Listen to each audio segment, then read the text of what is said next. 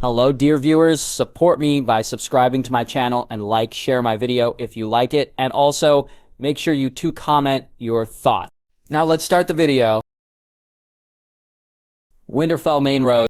The sound of horses' hooves thudding over the snowy dirt road heading to Winterfell is a telltale sign for many of the small folk to jump aside and clear the way. It is not the first time that a brave or foolish small folk feels themselves a little self-important and gets himself or herself trampled to death by galloping horses.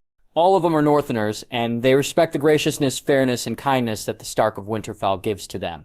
However, many of them are practical and know that kindness or no, the Starks are highborn and nobles. If any of their number gets accidentally run over, there is no way that they can demand justice from the highborn that caused their fellow's death. This is their lot in life, as has been for so many generations.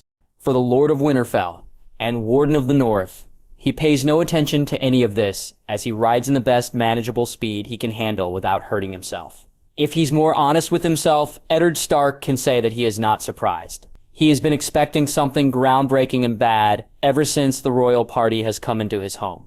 Now he rides back as fast as he can after that panicky messenger from Winterfell found the hunting party, reporting the sudden disaster coming to his house. Robert, bless his soul, agrees to cut his hunt. Also, and even offers to ride with him. Ned, after all, cannot leave, if he so commands it. He is, after all, his king with honor and duty, demanding that he obey above all. Robert may not be the most responsible among men, but he has his heart in the right place. If you are his friend, Robert would cross waters and battlefields for you. Right now, though, Eddard urges his own horse as he is almost at the final stretches of Winterfell, heading to the gate. At his side, he can hear the chuffs of Leia, his massive direwolf easily keeping up with the horse. With him personally nursing her back to health, the animal is now hale and healthy, with it going back to its prime. He is astonished by how big she has gotten, though she prefers to hunt in the forests of the Godswood and only comes back to be at his side when she's done feeding. Behind him, he can hear also the calls of his men keeping up with him, and further, the yells of Robert urging the freezing southern entourage of his to move their frozen butts over. He ignores all these as he instead focuses his attention on getting to the gate of his own home. Far ahead, he can already see the familiar separate camp of those from Rivendell gleaming as magnanimous in their ornate glory. He might have smiled at the sight, knowing that it is the entrance to his home when he is totally caught off guard to see his household guard and his wife bodily charging the guards of the Rivendell camp. Rivendell camp entrance. Leomord hath expected this trip to the north to be a little exciting, seeing that the roads of wild Westeros is not as secure as that of the lands controlled by Rivendell. He has been all over the damned continent already and has his fair share of bandit and thievery troubles. However, seeing that this is the king's entourage, he doubts anyone would be dumb enough to attack the freaking king of the Seven Kingdoms short of an assassination attempt sponsored by some powerful rich lord. Right now, however, he is totally caught by surprise as he rushes towards the site of an upcoming battle cavalry sword. Drawn, the Northerners are already charging en masse in classic Westeros style, with no regard whatsoever to formation or strategy. The six-man guard of the Blackguard, however, led by Draken, are reinforced by two of the archers at the makeshift towers, seeing the close danger to the line. Shields lock! The shout from Draco galvanized the 8 guard members into pairs of support and frontal defense, their round shields interlocking into 2 parallel lines, a shield wall with spears jutting out, capitalizing on the narrow entrance of the camp. The wooden palisade is flimsy, seeing that no one expects from the north any major danger. The Northerners, however, makes a wild charge through the entrance of the palisade, not turning right or left to notice that the barricades they are charging through, they can simply bowl over with enough effort. Leonord smirks inside. Part of the training to be a professional soldier of Rivendell is psychological warfare, and bluffing is one of those. As it is, the Northerners shot head straight to anyone with common sense who heard about the War of the Faith must never do, challenged the Blackguard in a completely fortified position where they are in full formation. The charge might have sounded like a crunch if the Northerners made contact with the shields of the Blackguard. It does not, unfortunately, however. Instead, it is a symphony of broken bones, flesh squelching and exploding as the spears of the Rivendell soldiers shoot outward like a porcupine. The charge of the Northerners stop immediately as at least 3 of their number is dead in seconds before even making contact with one groaning on the floor, clutching his thigh in agony. Bunch up as they are, though, another 4 died when the second rank of the spears pushed their spears forward, making them easy target due to the massive bodies.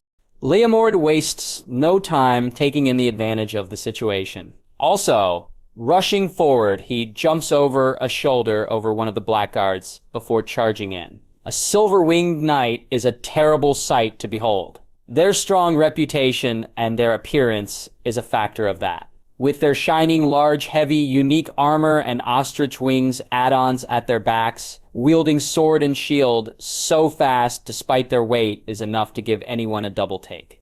His very entrance causes one of the Northerners to be bowled over with broken bones, as his weight versus the armor of the Silver Knight warrior ends with the latter steamrolling the former. Roaring, he slashes with a forehand and a backhand, sending the rest barreling away in fear at the large gleaming figure, disemboweling at least one of them and wounding another. Seeing the opening provided by Leomord, the rest of the Blackguard order also rushes forward with a steady chant, their crescendo dulling off the shrieks of a certain lady of the north crying out how they should murder the curse from the gods living in their land. The battle might have been a massacre for the Northerners if not for a sudden deep bellowing shout of enough.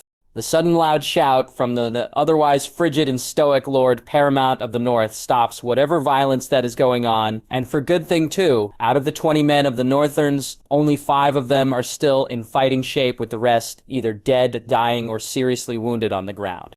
What is going on here? An angry roar! This time joins also Ned's, and it does not take long for the familiar fatty form of Robert, appearing also beside his friend, eyeing the stained ground and the unmoving bodies. Ned, you have to help us. These madmen attacked my retinue by order of my bastard sister. Catelyn's voice immediately interjected, making the Lord Paramount of the North blink in surprise before looking questioningly at the gathered Black Guard and Silver Wings Order members now appearing en masse to the source of the commotion.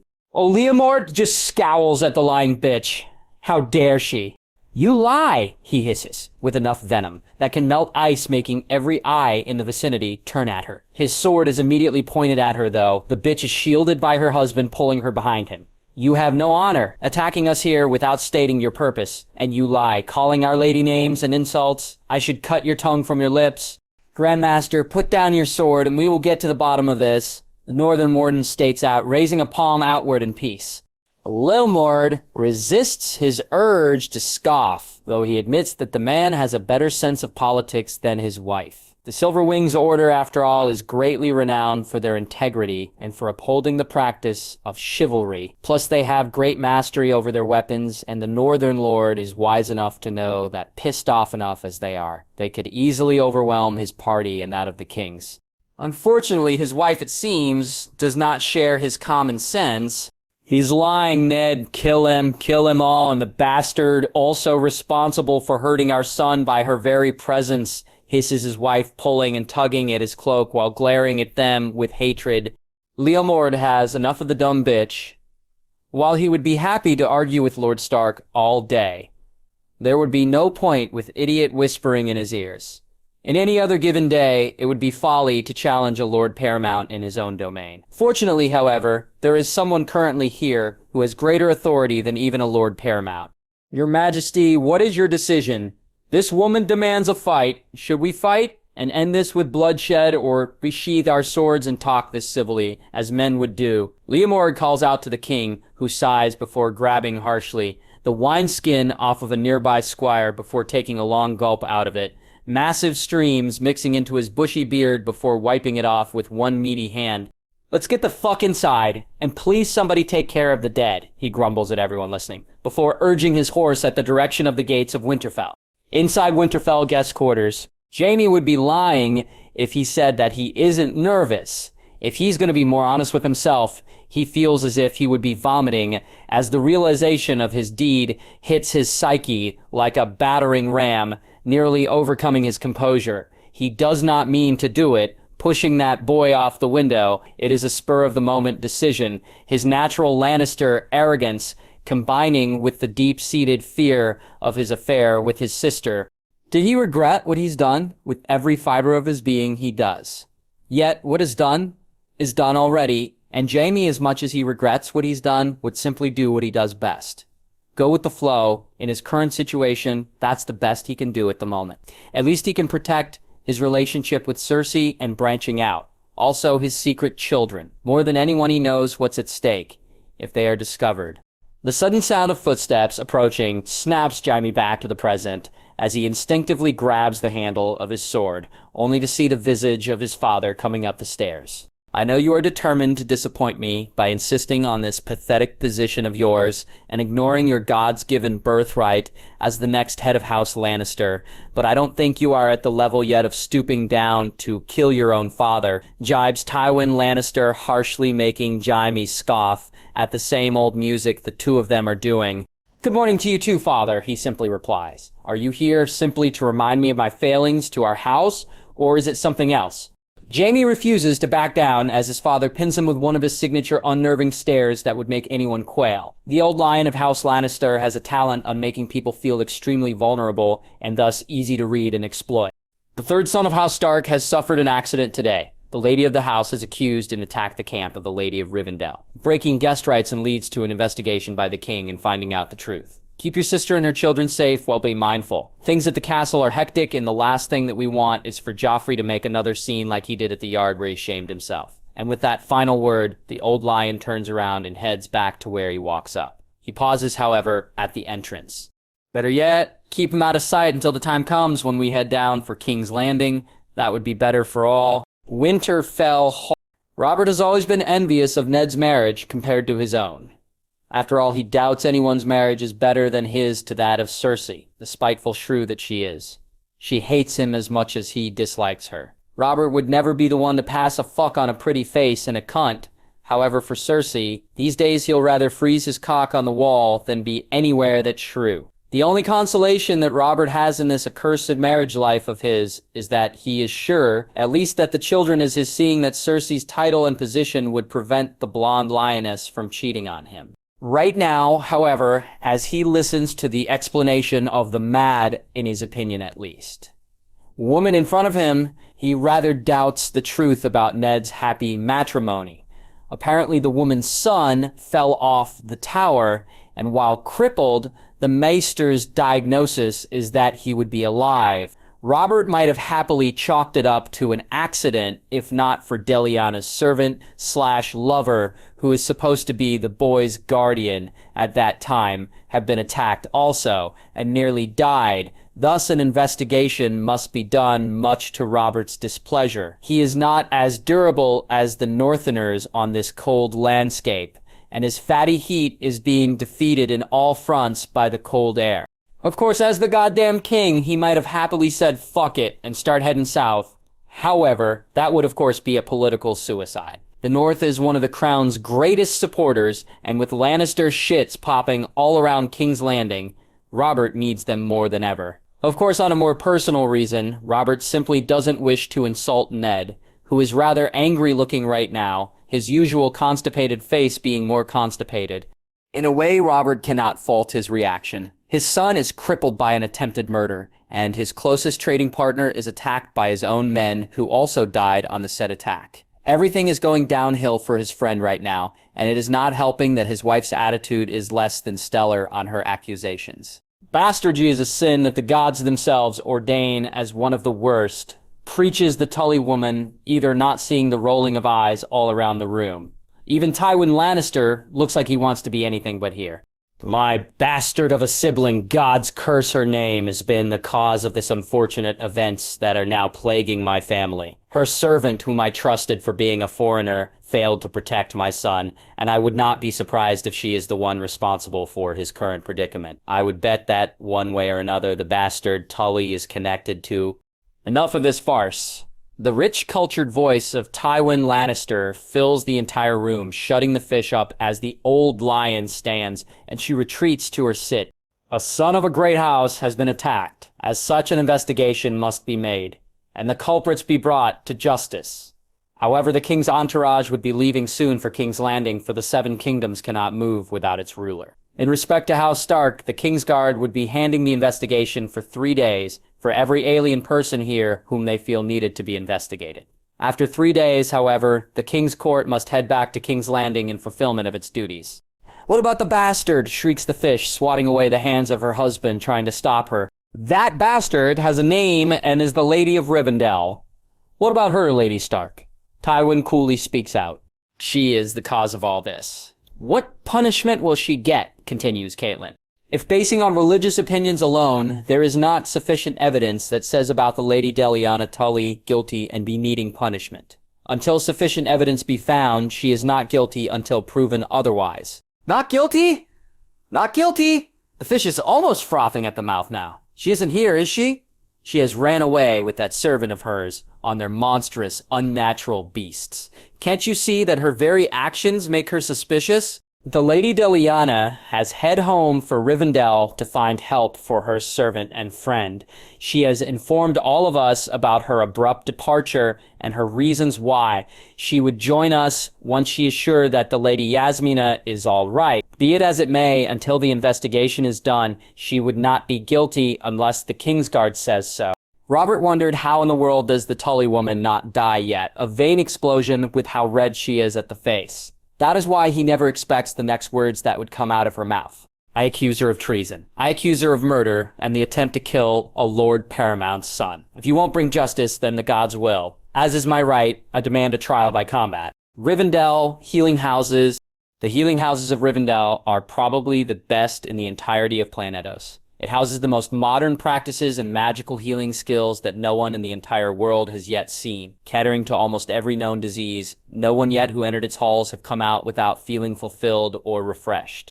Right now, though, Deliana stares at the unmoving body of Yasmina breathing shallowly in the bed from which the healers has brought her to. It has taken them almost the entire afternoon to make sure that the young woman from Yiti would be far from the worst of it. As for Deliana, for the second time in her new life here in Westeros, she feels angry and completely pissed off. She thought she has covered all her bases when Victor died. Now here it is again, another of her closest circle dying under her watch. She has made sure to teach her friends and allies skills that would keep them alive in the real world. What she never expects is that an attack from the unseen, and this makes her extremely angry. Once more in the wake of her successes, she has failed to maintain constant vigilance, and one closest to her almost paid the price for it. Well, she'll make sure that the bastards get it. She might be too late to reverse what happened, but she can damn well avenge her. "My lady, the Death Dealers are ready, and the Blackguard Reserve also. We only await your command." The sound of Amelia's voice makes Deliana stand up from the chair she is sitting in at Yasmina's bedside. With a kiss on her concubine's brow, she turns around to face Amelia, who bows at her presence. Dressed in the ceremonial attire that the Emperor of Yiti has given her, Deliana has never felt more safe. Anyone might have called her mad for not wearing armor or anything like this. World's people tend to do. She is not going, however, as Deliana Tully, the Lady of Rivendell. However, she is going as Deliana Tully, the Witch, and the Messiah of Rivendell. Every gem in her outfit serves as a battery source of a ward that would protect her from magical and physical attacks. Enhancement runes cover every scale on her outfit. She would have supernatural strength and speed, with powerful wards that can block anything short of a killing curse. Basic paranoid aura protections in a graceful outfit. "Are you sure about going in this trip?" Amelia asks Deliana.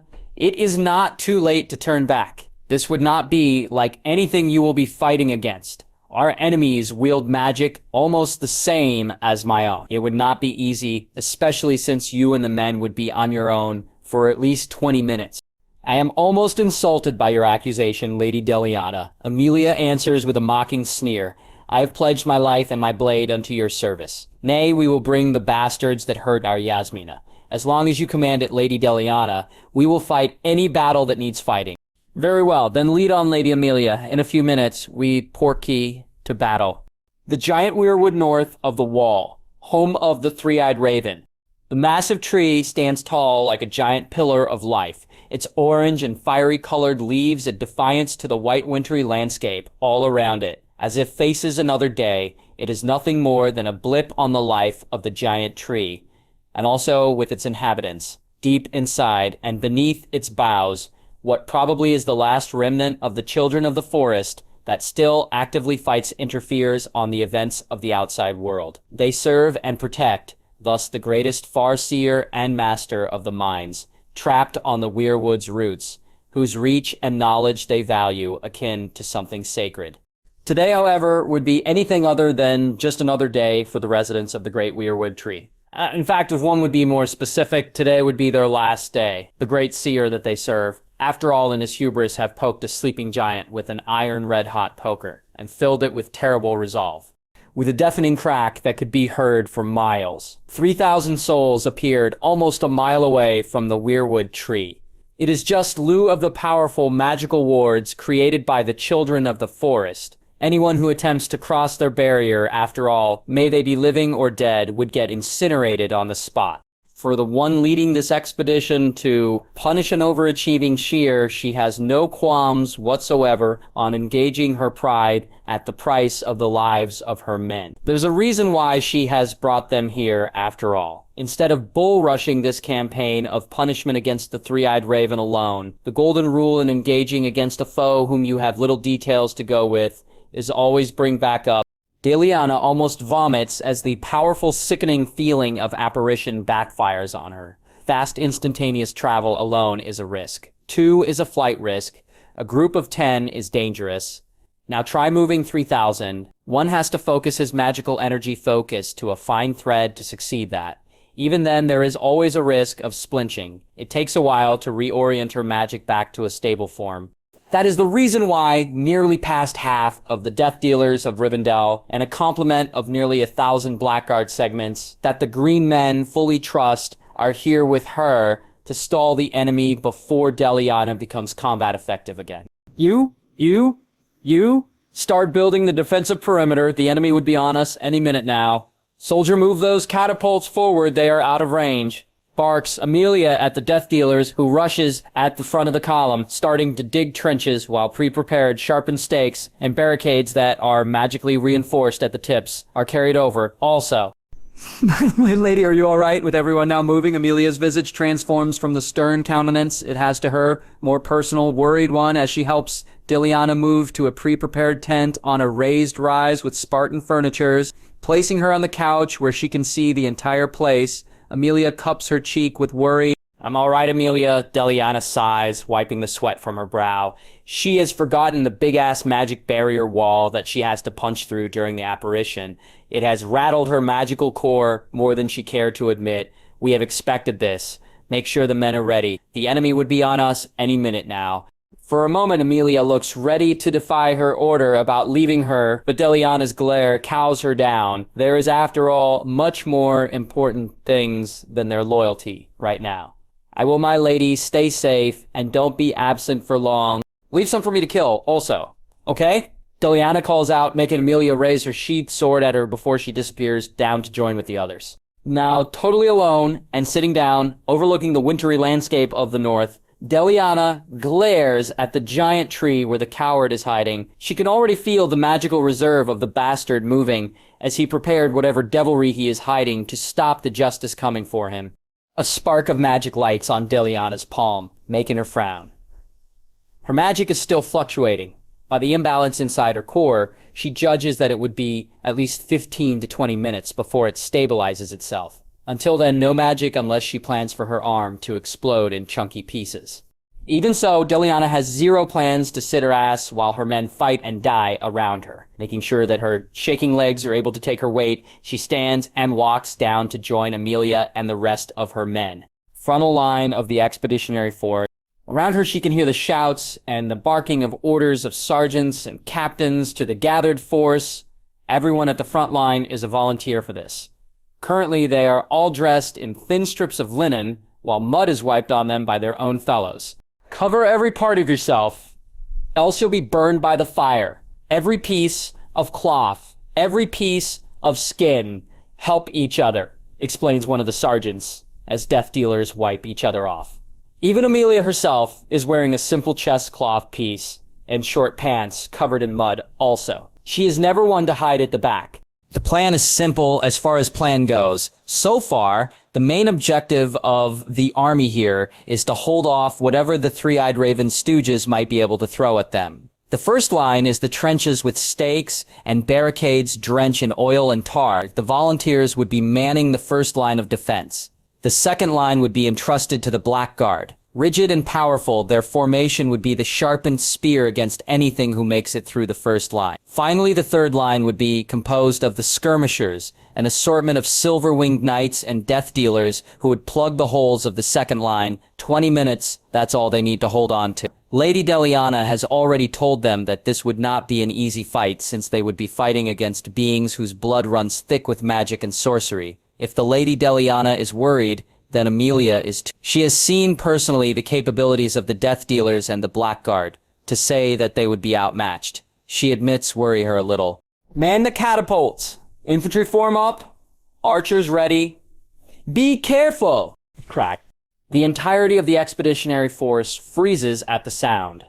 As for Emilia, she wastes no time ordering the entirety of the first line to man their stations on the trenches as they watch in anxious trepidation at whatever they would face.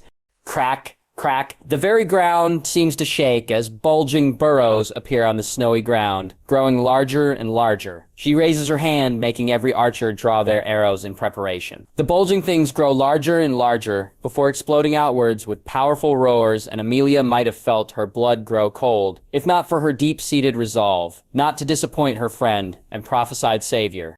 From out of the ground comes beings 8 feet tall each. Once they might have been human, but it looks like someone messed with their anatomy, making each of them bulging and big. Roots also seem to glue them together like an amalgamation of monstrosity. 2 bodies are glued at one another, with 1 set pair of legs, but with 4 arms, 2 torsos, and 2 heads back to back. Their bodies are gray and rotting, but infused with magic. They have no pupils or eyes, replaced with sclerae of bright green. They omit no words, but savage roars, as they charge like mad animals towards the expedition's lines. Each arm has a weapon, a blunted sword, a large axe, a rusted shield, each as large as the arm that carries it. There, Makai, prepare yourselves. Archers loose. The clear voice of her friend and savior is heard, followed by dozens upon dozens of bows, letting go. Arrows fly, and to the astonishment of everyone, majority misses as the Makai move so fast that the estimate of the archers, skilled as they are quite a bit off. A few hit, but the giant monstrosities shrug them off like twigs. With bounding steps, they bull-rush the first lines of the palisades. The palisade spikes are enchanted by the green men to pierce even the toughest castle-forged plate. The Makai, however, tanks through most of them, sending sharpened wood and splinter flying in all directions. They seem to be unstoppable as they crash through the different pitfalls and defenses, barely even slowing down as the archers at the back struggle to reload.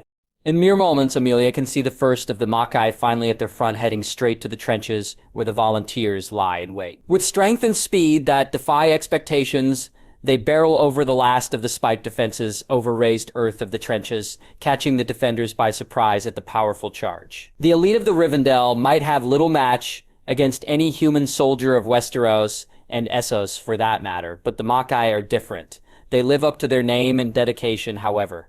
Brave men and women jump out of their hidey holes to face the Makai.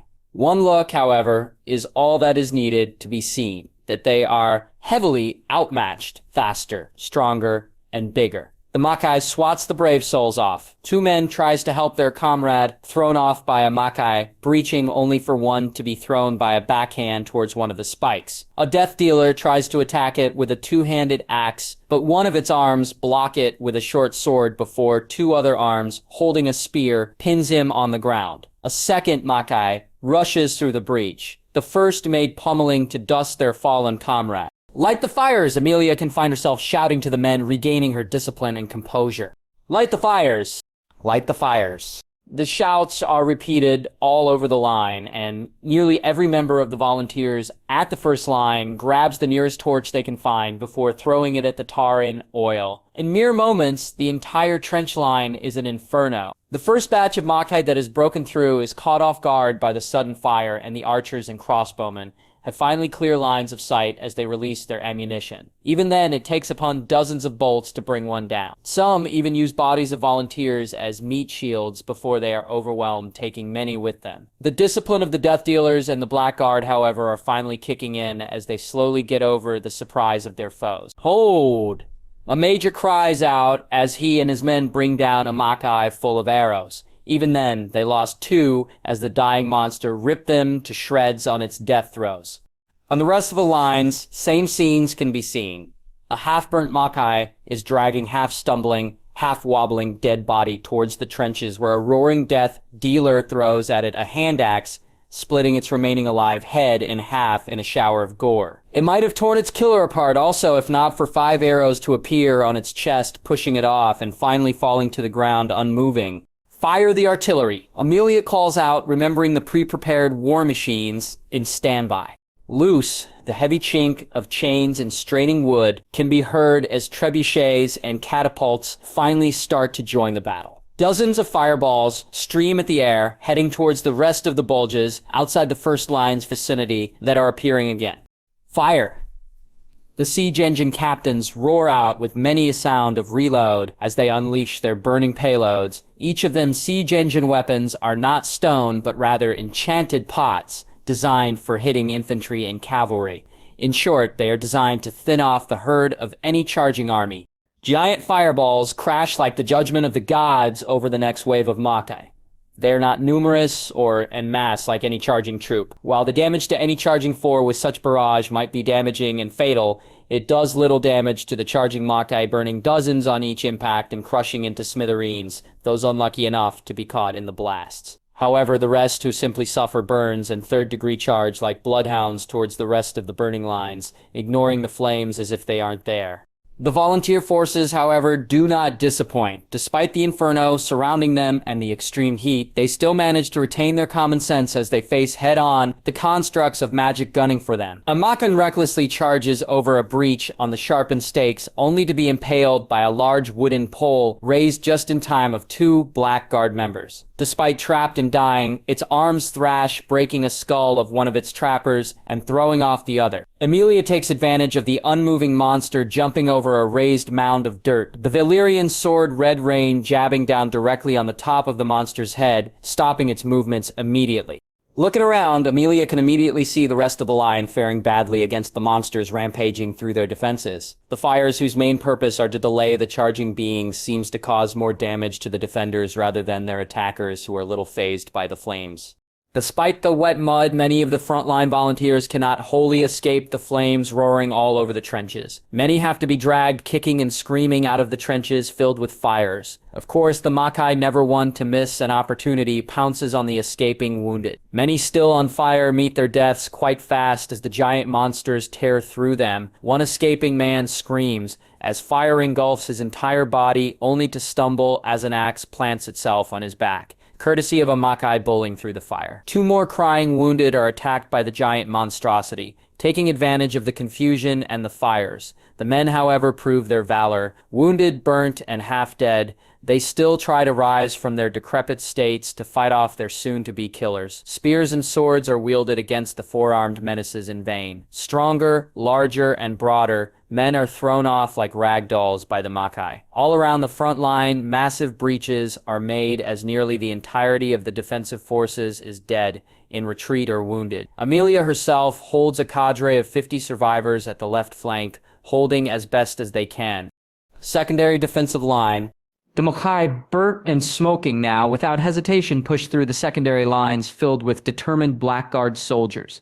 Their commander, Lynx, formerly known as Roachbite, is a former Unsullied brought to these shores. Like the rest of his kind, they hold powerful loyalty to the woman who has granted them their freedom. Now against abominations rushing towards them, despite their fear, their resolve is as strong as the shields they bear. Duvagaris! He can hear himself calling out as the entire Blackherd lines ready their shield-to-shield formation, spears facing outward, a wall of spears and pikes that could stop even the most determined cavalry charge. That does not deter the Mackay one bit. Howling and roaring, they tear against the shield wall of the Blackguard with reckless abandon. Many are severely wounded and killed, but a lot also broke through, the well-ordered lines breaking like piñata. Not even the Blackguard's strong formations can strive against simple brutality and strength of the beings of magic. Men fall and fly as the Makai twirls and hits like mad dogs, cutting through the shield wall lines like hot knife through butter. Immediately, the third-line skirmishers rush forward, death dealers and Blackguard skirmishers onto the gaps in an effort to plug the holes. Very few succeed. Into the center line, one larger than the others of the Makai barrel, through without ado. Blackguard skirmishers rush forward with shields and short swords to stop the line from totally breaking. One of them makes a classical move of shield over sword stab, only to be stopped by a sword clashing onto his shield, making him stumble from the sheer force of the attack, and die immediately as the second arm from behind go under his guard, cutting through the chain links as if they aren't there. One of the skirmishers rush at the back of the exposed Makai, only to have his head severed as the extra arms wielding swords makes contact with his neck. Another tries his luck with a downward flying over the top spear strike, only to be swatted like a fly directly to 5 other Blackguard members, sending them falling. More skirmishers try to stop the large Makai, only to be one-shotted as the overpowered giant monster twirls its 2 torsos and 4 arms, bringing down soldier after soldier, one-shotting majority of them before finally it breaches the entire line of the central Blackguard.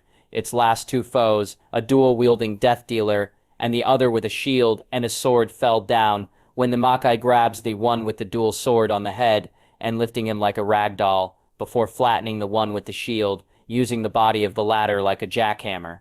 "Next line, hold your ground!" Nick shouts out as the tertiary lines of defense draw themselves information as the skirmishers advance.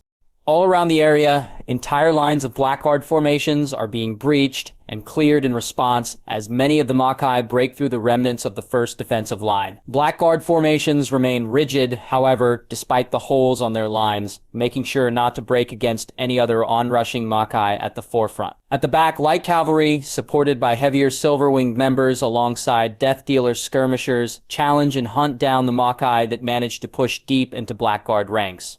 Archers and catapults with more accurate ballistae support heavily the struggling infantry. Each Makai can tank a dozen arrows and still be 90% deadly. It does, however, the deed of slowing them down enough for the skirmishers to finish them off. "Yeah!" Nyx roars out in defiance as his spear followed by 2 others pierce the jugular of a shrieking Makai, sending green blood everywhere. Its hands try to grapple its killers, but the first torso has already died. With tremendous effort, the 3 brings the thing down, its secondary torso still squirming. One of the Silver Wings, however, pushes forward, her short sword swinging at the still moving head of the second half of the moving body, making it explode like a balloon. Another Makai, however, makes itself known, breaching through the lines of the Blackguard shield, sending 3 men flying. It roars, seeing its dead comrade, before charging the killer of its brethren. Lynx is not going to let that happen. With his spear still stuck on the jugular of the dead Makai, he draws his standard-issued short sword and rushes at the aid of the silver-winged member. The Makai meets his rush with impunity. One of the rusted blades it wields slam into his shield like a judgment of the gods. He can feel the entirety of the bones on his left arm crack at the impact force. He is given no time, however, to ponder the status of his arm. Though as the next hit makes Lynx wonder why is he floating mid-air before crashing into the ground. The last thing that registered to Lynx's mind is wondering why his below half is still standing and missing its upper body part. Then comes darkness. Alone! A heartbeat. It is said that those of our kind suffer separated from the glory of the light. A single drop can be heard clinking on the stillness of eternity. But none of us are ever truly alone. From a single drop, an echo is formed. The echo bounces on the walls, reverberating more echoes on the once still waters. For our warrior hearts are bound by honor. The waves are now bouncing over one another, the water starting to come alive. Tradition? It is no longer still, but awake and alive, a roaring dam just waiting to be opened. Battle is waged for the good of the many. The waves are now powerful, a shoreline of power and magic. The few who, from generation to generation, choose the mantle of the Watchers. With a powerful explosion, the waves rise, a whirlpool of vortex that covers all and encompasses all. With the opening of her eyes, Deliana grins as she feels it. Her magic fully balanced and restored. It takes a little longer than she would like, but here it is, Finally, she glares at the Mackay currently tearing through her forces. It is plain clear to anyone watching that the monsters summoned by the children of the forest are laying the smack down on the gathered expeditionary force brought by Deliana. Sure, for humans, they are holding strong, but it is clear that they are being heavily outmatched. Now, with her power fully restored, Deliana is ready to drop the nuke on his fuckers that dare refuse to die. Jumping down from the back of Godric from above, Deliana lands like a meteor, flattening a Mackay during her landing at the forefront of the first line. Immediately, the rest of the rushing Mackay is upon her. With a wave of her hand, an overpowered cutting curse rips through the wards and body of the nearest Mackay, leaving deep gouges on it as she blows it aside. Wingardium Leviosa, such a simple spell, overpowered though. A downed spear shoots like a bullet, tearing through the bark-like skin of two Mackay, pinning them on the ground. A Mackay tries to creep up from her back. The Valyrian spear, Aeglos, appears without warning from the sky, crashing right into the sneak behind her. Grabbing the weapon from the corpse, Deliana rips it out and charges forward, the runes of speed and strength over the scales of her outfit blazing in power. The spear catches a Mackay in the chin, the Valyrian weapon delivering instant death to the monster before Deliana pulls it out just in time to jut it straight at the chest of another, pinning it midair as it shrieks in agony and defiance. Seeing her busy, another Mackay tries to charge her, only to be met head-on by a bombarda, making its entire body explode in bloody chunks. Clear now, Deliana hurls the dead body high up on the sky before twirling and batting it forward with such strength that it springs forward like a rubber band, imploding upon impact of two others. More Mackay charges in, and she simply glares at the offenders, power coursing through her right arm. Sith Lightning is a classic favorite back home. It is not advised to be used against fellow wizards since a simple shield charm can easily block it. Against lightly warded enemies, however.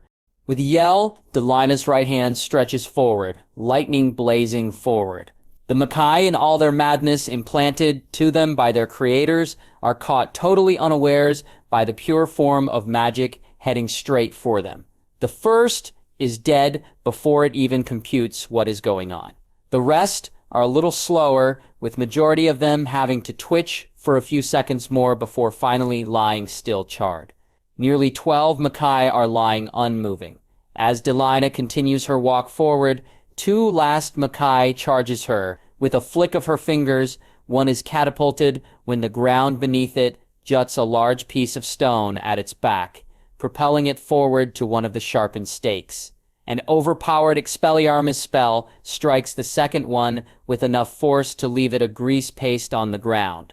Finally, Deliana stands alone, overlooking the giant weirwood tree, where she can espy a dozen of the children of the forest, glaring at her hatefully. She smirks at their reactions. She has zero desire to play the classic arc of marching through the woods of the weirwood, declaiming her peace to her enemy before killing him. No. Deliana would not give him the honor of wasting her time and attention. For an enemy such as this, that she loathes, there is only one option: overwhelming force.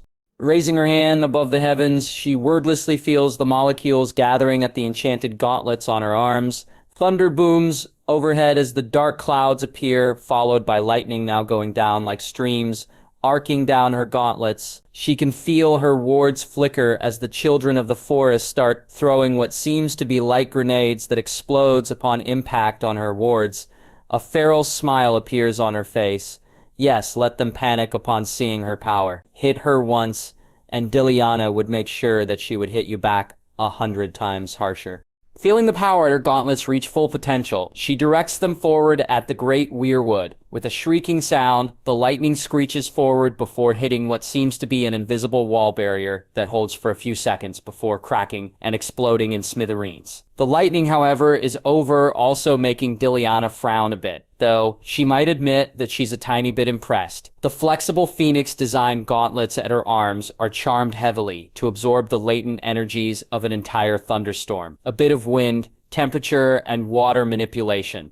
And voila! A thunderstorm raging above, throwing excess energy of lightning that the pre-prepared energy-absorbing gauntlets are more than happy to absorb. Once it reaches critical overload, All it needs, then, is a direction for it to be unleashed. Long story short, such an energy output has enough stopping power of a small nuke that could obliterate Hogwarts' ancient wards easy. To see the ward of the Great Weirwood Tree standing strong against such power, she has to admit is impressive. Deliana has copied the attack of Voldemort when he destroyed Hogwarts wards during her 7th year. She does not, however, has the raw potential power of Old Tom, thus the modified version of the attack where she uses magical tools to achieve the same result. Jeers and laughter can be heard from the gathered children of the forest down below. Deliana simply frowns as she can feel the broken ward repair itself again. This time, however, it does not form the bubble-sized barrier it does before. Instead, it traces the form of the giant weirwood, as if a tracer would of a picture. Very well, if they plan to turtle up, Deliana would oblige them. Whistling loudly, she can hear Godric's screech behind her, followed by strong talons gripping her shoulder. In mere moments, Deliana is airborne 30 feet in the air, overlooking the great tree. She has to admit it is such a shame to destroy such an ancient relic of the old world of Westeros. She might have even stolen the damn thing and planted it on Rivendell, if not for the sleazy old parasite using it as a life force. Either way, there's little point in overthinking anymore. Deliana has already made up her mind about what she would do once her Voldemort imitation fails. From one of the saddlebags of Godric, Deliana levitates a final gift of destruction from her first life. In outward appearances, it appears nothing more than a metal ball. However, even as she levitates it and the carefulness of her actions serve as proof that the metal ball, the size of her first, is more than it looks per se. With her other hand, she levitates 4 other simple rocks, each the width of her palm. They are, however, etched with containment runes that, when grouped together, would act as powerful wards for only a brief moment. Powered by the excess energy from before, they would serve their purpose for her grand finale. Rising high above the giant weirwood tree, higher than anywhere that the children of the forest can throw their little grenade imitations of magic, she levitates down the 4 stones, not getting the slightest bit of attention from anyone as they each reach their pre-decided borders. Immediately the moment the last stone gets into position, the barrier automatically activates, a transparent shield that goes to the 4 corners of the tree. For a second, the children of the forest looks concerned by the sudden appearance of the barrier, before laughing at him as there is no follow-up attack. Deliana simply lets them go off on their fun for a few minutes before deciding that it is time. She drops the metal ball levitating on her hand to the top of the tree, where the barrier finally connects fully like a gift-wrapped box. The metal ball just passes a shy before the barrier becomes finished, and in that moment, it happens. The entire inside of the barrier explodes in an eerie white light that blinds all for kilometers to come. For those that would be able to recover their sight, they would soon testify that the magical borders set up by the Lady of Rivendell looks half-bloated with how much it is stretched at all sides. As the white still fills the rectangle, there is no sound, no shock waves or such. No, there is only the pure white light inside the barrier. The only thing they know is that the summoned Makai monstrosities stopped moving dead the moment the light appeared. As for Deliana, she just leads Godric back to her surviving men below. The battle is finally finished, and the three-eyed raven forever dealt with. The threat north would be just those necromancer zombies that she hopes would not appear anytime soon. The overconfident seer is forever gone. No amount of magic can stop the purifying power of a nuke dropped on their heads, after all. Winterfell, guest quarters. Ever since her stay in Rivendell, Marcella has learned fast that it does not pay to worry about Deliana Tully. Her mentor and lover has a knack on making the impossible possible. She has witnessed such events many times personally, even some of them. However, part of her can't help but be anxious as she sits right now in her chair, the white canvas in front of her, and the painting materials remaining untouched. Only she and Rhaenys have been totally informed about the true reason of Deliana's leaving. Not even Watcher Draco or Lord Jon have been informed. She wonders if her lover has already dealt with the bastard responsible for possessing her and disabling her to protect herself. Despite not being on the level of Rhaenys when it comes to sword skill, Yasmina has trained with them and can hold her own well in a fight. If she has not been frozen mid-step, Marcella can say that she might have fought off whoever it is that stabbed her. Right now, though, Marcella awaits the call of her lover, or Emilia, from their shared locket. Deliana has promised her that the operation would not last long. At best, it would be 30 minutes, and at worst, an hour. It is past 1 hour already. And despite her faith and confidence, Marcella can feel the starting pangs of worry in her gut. No matter how powerful Deliana is, after all, she's still human. One accident is all it would take for her lover to meet death. Marcella is just a second away from gripping the locket and start the communication process first. When she feels it heating, the signal for everyone finally to grab their lockets. Immediately, Marcella is opening it frantically. The familiar four mirrors open like petals of a flower, each showing a different face. She can see Rhaenys sitting atop a branch of a tree outside. She turns her attention, however, directly to the face of her lover. She can feel a breath of relief as Deliana looks relatively unharmed. That feeling, however, disappears as fast as it came as she notices Emilia, compared to Deliana, who doesn't have a single scratch. Emilia is wrapped up in bandages like a damned mummy. Worse, she can see that they are inside the houses of healing, where she can espy the usually empty halls, now filled with wounded and dead, being wrapped up in clean linens. "What happened?" Marcella asks, directly at Deliana, who gives her a nervous smile. "Would you want the long story, Sella, or the short one?" "Delia." Marcella growls, making the other woman squawk. For some reason, Marcella notices that Deliana makes her way out of subjecting herself of Marcella's ire. She herself can't understand it, seeing that the other woman is better in so many levels compared to her. Either way, it is a handicap that she likes to exploit every now and then, more specifically if the older woman is being a pain in the ass. Fine, I might have underestimated the process of transporting everyone there. I forgot that the big-ass wall of ice has the tendency to interfere magic. My magic is out of balance for 20 minutes straight, enough time for the children of the forest and that old seer to summon their monster minions against our expeditionary group. As you can see, many did not survive the encounter. Ah, I see. And I believe that, as usual, Emilia, that you forced yourself to be on the forefront of the fight. Marcella asks, glaring annoyed at the mummified woman who sniffs at her words. "I am the captain of the Death Dealers. It is my duty to be in front and not at the back like some kind of damsel in distress." "Yeah, right, and as usual, you ignored all sense of keeping yourself safe," points out Marcella before sighing. "I'm just glad you are safe, at least, Emilia. Do you have any permanent injuries?" "Nothing other than my ego. Thank the gods," she curtly replies. When she doesn't elaborate further, Marcella looks at Deliana questioningly. One of the monsters has grabbed her by the leg and threw her to a mound of snow where she fainted till the end of the battle. "Ah," Marcella simply replies with a blink. Knowing Emilia, the woman might have not the least been pleased at being ejected off the battlefield in such a way. At least justice has been brought to one of Yasmina's attackers. "Yes, Our Lady made sure of that. You should have seen the crater she left behind once she's done with them all," chuckles Emilia. When Marcella turns her attention at Deliana, the latter simply shrugs. "What? I thought that it is better that I make sure that he won't rise later like an animated zombie or such. I just made sure that everything is cleansed completely. I want a detail-to-detail observation on your pensieve once we return to Rivendell," declares Marcella. "Of course you'll have it, love," says Deliana before all sense of her laid-back attitude and relaxation evaporates. "Are you sure that you are all right about the rest of our plan, Sella? She is your mother, after all." Immediately, everyone observing the mirror becomes a combination of worry, serious, and pity. Marcella hates it. "Yes, she is my mother.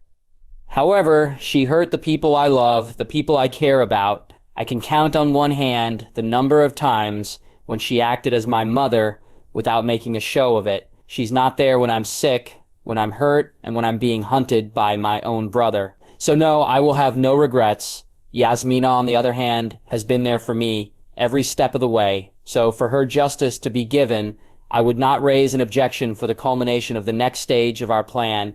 For a few seconds, Deliana simply stares at her before nodding. "Then so be it. Thank you, Sella." Marcella simply shakes her head. "No, thank you. All of you for this." Everyone is silent for a while, the somber moment remaining till Emilia clapped her bandaged hands. "So enough of this doom and gloom. What's the news there, up north Shella, when we are gone?" Despite herself, Marcella just smiles as she leans back on her wooden chair. "You won't believe what is going on, ladies. Why, the private room of the royal family." "What are you doing, Cersei?" Jaime demands, as he finds himself being hauled by his twin to the private room where usually she and the children stay. Tommen and Joffrey are off being babysitted by Ser Barristan. Currently, as they explore the wonders of Winterfell, leaving Jaime one of the few rare times that he and his twin are given some privacy. Normally they would be off to some secluded place, fucking one another, but, however, due to the hectic situation that Winterfell is in right now, with everyone being extra wary, both he and Cersei agree that it would be better to practice prudence about their affair. The last time is them a hair's breadth from being fucked sideways. Now in a foreign castle, and with their father breathing down their necks, it is better to be safe than sorry. Now his twin is doing the exact opposite of their agreement as she hauls him here inside the room, locking it behind her tightly. What is going on, Cersei? Jaime hisses, making sure to keep his voice low despite the emptiness of the room. Long experience in King's Landing has taught Jaime the threats of ears behind walls. We need to talk, her Cersei replies curtly, sitting down on one of the plush chairs. I have been thinking about the future and about what happened. How close death can be to any one of us, she says, wringing her hands. Jaime has never seen his sister looking so unsettled. I want you to promise me something, Jaime. Anything, he answers, directly kneeling down in front of her, taking her hands. She looks so pale, clammy, and sweaty for some reason. In the unlikely event that I perish before than you, I want you to promise me to look after Joffrey. The throne is his. I want you to promise me that you would do everything in your power to put the crown on Joffrey's head. It is his birthright. Jaime only blinks, not sure where all is this coming from. Cersei, what do you... Jaime... Those beautiful green eyes of hers glare like the ferocious woman he knows she is. Fine, I promise, sighs Jaime, acquiescing to her rather vague demand. Are you all right? He asks, looking at her sister, who seems to look like a great weight has left her shoulders.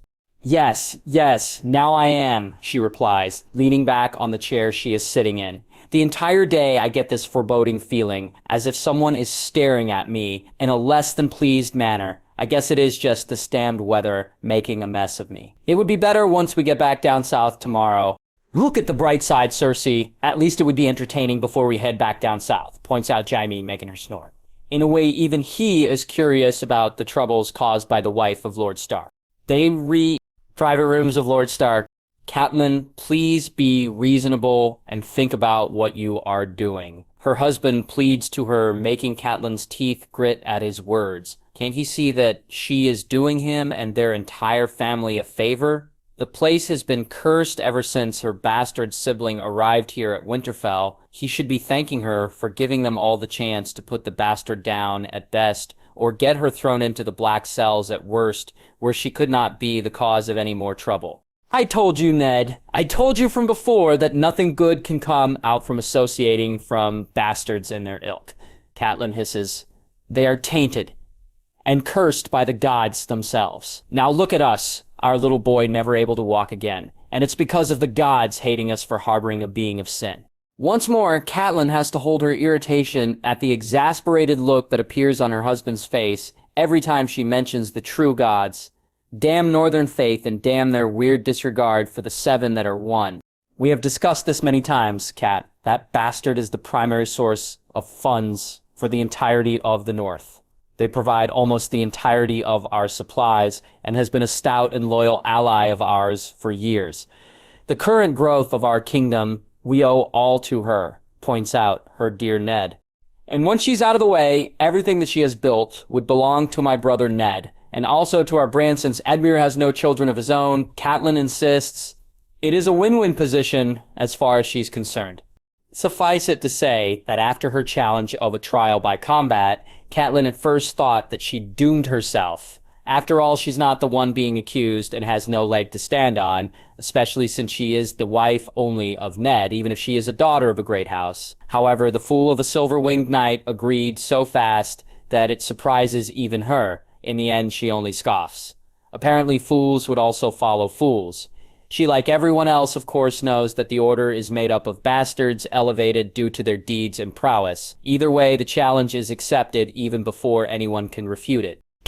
Ned once more tries to convince her out of the righteousness of her cause, when a couple of large knocks, followed by a loud voice outside saying, "The king summons you, Lord Stark, and your lady wife, also for the trial of combat to be held at the yard. Don't be late." shouts the herald from outside, stopping whatever it is that Ned is about to say. You'll see soon that I am right, Ned. You'll see, Cat simply says, before imperiously walking past from Ned to outside. Winterfell Yard. Robert resists the urge to rub his forehead. Frankly, if he could, he would want nothing to do with the current situation. For better or for worse, relations of Rivendell with the Greater North would be put into heavy strain after this uncalled event. He can already imagine Ned sitting inside his solar, trying to put things together once trade and negotiations for the North break down whatever the result may be. The North, after all, has benefited a lot from its relationship with Rivendell. Word from Varys and that worm, Baelish, tells that the taxes from the North have been steady and continuous ever since they managed to find a food source that would not rip them off. Once more, he takes a swig from his cup of wine, ignoring the disapproving looks of his good father and wife. Lannister shits, all so prim and proper with their gold and mannerisms. They're no fun at all. At least with Ned down with him at the capital, he would have a friendly face he can talk to. The trial by combat today is demanded by the Lady Catelyn Stark, begins Ser Barristan, being asked to be the mediator for the bout. Lady Deliana of Rivendell is being accused of attempted murder. Who will stand for her? I will, the firm and sure voice of Sarray Lord of the Silver Wings order sound off. The man stepping onto the field looks every bit the epitome of chivalry, with his gleaming armor, the feathered wings of the order standing out. At his left hand, he is holding a rectangular shield with the insignia of Rivendell Orit. Ser Barristan simply nods at him before turning to the smug-looking Lady of the North. And who will stand for you, Lady Stark? Sir Rosalind Florian of the Vale, a true knight of the Seven Kingdoms, blessed by the gods, she proudly declares, ignoring the snorts from the observing Northmen. Robert notices that his brother, by heart, looks more taciturn than usual. According to his sources, the Valeman is recruited by Lady Stark wandering near Moat Cailin. A typical Val knight marches out into the yard. While properly outfitted and armored for a Knight of Westeros, he looks totally inadequate compared to the Knight of the Silver Order with his small plain buckler and metal sword. Victory can only be concluded by death on this duel. By the grace of the gods, let the battle begin, shouts Ser Barristan. Officially. Immediately, both participants acted with Leomord, drawing his saber while Rosalind draws his longsword. Only through bloodshed do the gods make known their will, declares Knight of the Silver Wings before charging first. The very first moment sword meets shield, Robert already knows the outcome of the fight. The very single contact almost throws the Knight of the Vale off his feet. Stumbling a bit, he manages to regain composure of himself before bringing his shield again for another overhead blow. This time, he fell to one knee, the creaking of his armor heard loudly. By sheer willpower, however, he manages to regain his footing before being forced to back off as he is faced by a barrage of overhead, sideward, and underhand cuts, all aimed at the chinks of his armor. The metal buckler he is holding is almost unrecognizable thanks to the beating that it is taking. The saber of the Silver Knight, however, still looks pristine and undamaged, despite with the force it is being used at. It takes 5 minutes before the first sign of difference can be seen in the duel. The buckler of the Valman, unable to take on the punishment it is being subjected into, finally cracked from a rather powerful kick that caved the metal in straight through the wood below. With a pained cry, the Valman has the good sense to throw it off instead of continue using it. One good overhead might have cut off his arm off from the elbow down. This, however, leaves him shieldless against an obviously more skilled opponent. Capitalizing on the advantage, Leomord pushes onward with his barrages as the Valeman struggles to keep the blade from rendering him to tiny pieces. Already nicks are starting to appear on his armor, courtesy of non-lethal hits that made contact. Robert can see that his hold on the sword is getting weaker, his arms obviously now hurting from the impact force that a shield would usually be used for. Yet, without warning, Leomord slips, a patch of mud on the ground causing the man to stumble. Immediately, Rosalind is on him, longsword flashing, capitalizing on the sudden uncalled blessing. Sword meets shield as he batters at Leomord's kite shield like a man possessed, obviously taking strength from the fact that the other knight is being forced back step by step. There is a good reason, however, why it is not wise to fight a man with a sword and shield while you lack the latter. With a half step forward, Mord regains control of the fight as he is within Rosalind's guard. It forces an instinctual move from the knight. With the sudden threat to his personal space, he backs away, only to be greeted by the saber swing of the silver-winged knight at the exposed throat, where his armor does not protect him. With a pained gurgle, the Valeman fell on the yard, twitching once or twice, before finally going still in the observance of a quiet crowd. Immediately, Sarah Barristan stands up, looking at Mord, and then at the disbelieving face of Catelyn Stark. The gods have decided, Lady Stark, your accusations against the Lady Deliana of Rivendell are all null and void. This matter is finished. I would also like to make an announcement. The familiar black-covered form of Draco, the current Watcher of Osgiliath, speaks up as he steps forward at the clearing facing Ned and Catelyn. By the power invested in me by my lady, I declare that all trade between Rivendell and the North, with the exception of Osgiliath, be postponed until further notice. Road to Winterfell. It is a subdued party that heads out of Winterfell, and for within good reason. The current new Hand of the King wants nothing more than to stay and watch over his wounded son, his rather irresponsible wife, and the lords of the North on the verge of exploding. Suffice it to say that it is an extremely unhappy Ned Stark, now sitting gloomily atop his horse. They have ridden the next morning with the king, who wants all of this drama to be over with, down to King's Landing. With him are his household guard, his daughters, Sansa and Arya, with the desperate hope that the two would bond on this shared trip. And Septa Mordan, Sansa's caretaker/teacher. Say what you will of the Southern Septa, but for all her faults, she does care for his eldest. Either way, Ned is rather concerned about those whom he is leaving behind. Never has he left his home with it, so unstable. The actions of Catelyn have severe consequences that he might have been expecting, but at the same time wished fervently not to come true with the Lady of Rivendell, seeing compassion and reason. Alas, it is a wish left unfulfilled. Of course, it is common sense that she would be pissed due to the accusations leveled to her by his wife with her title as Lady of the North. Worse, it is his men that attacked the Rivendell camp. In a way, the North is responsible also for the shitstorm they are currently facing. By his orders, Catelyn is in house arrest inside Winterfell as punishment and in order to protect her from angry Northmen. Still, it is not enough to repair the alliance between Rivendell and the North with the former's assets, with the exception of those at Dol Amroth pulling out of every northern castle and stronghold.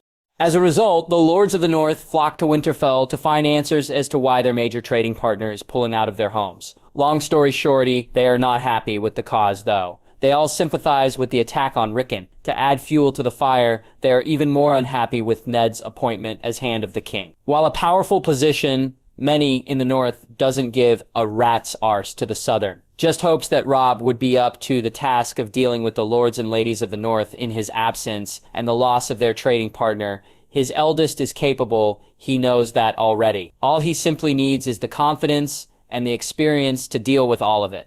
The fact also that there is another shitstorm waiting for him down at King's Landing. Once Robert declares his intentions of making his eldest daughter the heir to his throne, makes Ned wish that he has not said yes to Robert's offer of him being named as Hand of the King. Winterfell Dining Hall. The Lords of the North are at the best of times loud, brash, and has a tendency to be noisy if they are in a good mood. However, once that mood turns 180, they are even 10 times as loud. That is showing now as nearly every present lord in the hall are shouting as loud as their lungs are able to accumulate in an effort to be the one be noticed by the current Lord Stark, who is wishing that he be anywhere but here right now. And what are we supposed to do now that our main source of food and income are now refusing to trade heavily with us? Booms the great John, his immense bulk going in contrast with his equally loud voice amidst the clamor of the shouting lords. We need to call back the envoys of Rivendell. No, we need to make deals with the merchants at the trading posts. We need to make a formal apology. An arrangement can be made. A truce. Enough. A young but firm voice, but frigid as the winter cold, snaps the room into attention, and complete silence as every lord immediately sits down with the exception of one at the very head of the table. As for Robb, he gulps as he looks down at the angry gathered lords of the North. Being the interim Lord Stark, he has always expected that one day or another he would be the one standing as Lord of Winterfell once his father joins his ancestors. He just doesn't expect that his first time officially as Lord Stark would be dealing with a food crisis that results to a lot of angry Northern lords. Standing up, he takes a gulp and sincerely hoping that his voice does not crack before speaking out. Rivendell, with all its subsidies, has made it abundantly clear that all trade with the North stop. And yes, Lord Whitehill, even the merchants that also man the trading post, he adds, much to the groaning of everyone involved at the finality of such a decision. What do we do, Lord Stark? It has been a very long summer. Winter would soon be upon us. If the Meisters are right, it would be the coldest in 100 years, points out Maester Mormont. Yes, my lady. That is why, in the face of such a tragedy, my father, as Hand of the King, has decided that with the loss of our trading partner, we would be re-establishing our ties with the Reach and Riverlands for food and supplies that we would need for the coming winter, he declares. Robb resists the urge to cover his ears as the Lords of the North for the second time once more explodes in a symphony of sounds, as everyone obviously does not like getting back with their former trade partners, who would overcharge them all over again. As for Robb, he certainly does not want to imagine missing out his warm, soft bread with turkey meat on it in exchange for rye hard bread and grain in the next coming days. Tits. Former, what is supposed to be the twins, you shall not pass. The old man in the weird cloak with the almighty beard shouts loudly while planting his staff angrily in front of the gathered royal entourage. If it is any king but Robert, they might have lost his head. However, for the fat king, he only stares amused at the furious-looking old man now glaring at him. Do you know who we are, old man? He asks, waving the Kingsguard off, who have their swords halfway drawn already. I know who you are, your grace, but I do not have word or permission to you shall not pass. He roars again as an irate Cersei tries to walk past him. With all his shouting, though, his spittle immediately shoots forward like a shotgun straight to Cersei's face. The silence is so loud that it is almost deafening as the queen wipes her face off with her hand. I want his head. Her sudden shriek is almost together in compound to the sound of a sword being drawn from Jaime, who tries charging forward to the old man as he dismounts his horse. Everyone expects that the old man would be bisected as the so-called best swordsman of Westeros charges in defense of his sister's honor. They totally does not expect him to dodge the two-handed downward stroke of Jaime Lannister by jumping back before using his cane like a bat wielding it two-handed, making impact straight at the exposed, pretty face of Jaime Lannister. Robert watches as if in slow motion as the handsome face crumples like a piece of ham being sat on by someone at the physical impact of the staff. 1 second, then 2, and the next thing everyone knows, Jaime Lannister is being sent flying a few feet at the side, fully knocked out of commission. He can almost hear a pin drop as everyone stares in disbelief and horror as the Golden Knight of House Lannister twitches once, twice before not moving anymore. Swords are immediately drawn as red cloaks from the entourage of House Lannister obviously draw their weapons in an attempt to avenge the golden son of their house. They might have gone bloody if not for the sudden appearance of Deliana atop her Graythen landing right smack dab at the middle of the gathered group, nearly sending everyone off of their feet. Each and every soul has the common sense and self-preservation of not making any provocative move that might piss off the giant bird. However, one red cloak, either out of stupidity or ambition, shot his crossbow at the neck of Godric point blank. If it is any regular Graythen, such a shot might have been deep and lethal due to the closeness of the shooter. Godric, however, is not just any Graythen, he is Deliana's mount and imbued with every projectile ward that the Exoror can think of. As it is, the arrow bounces off like a useless twig upon impact at the warded feathers.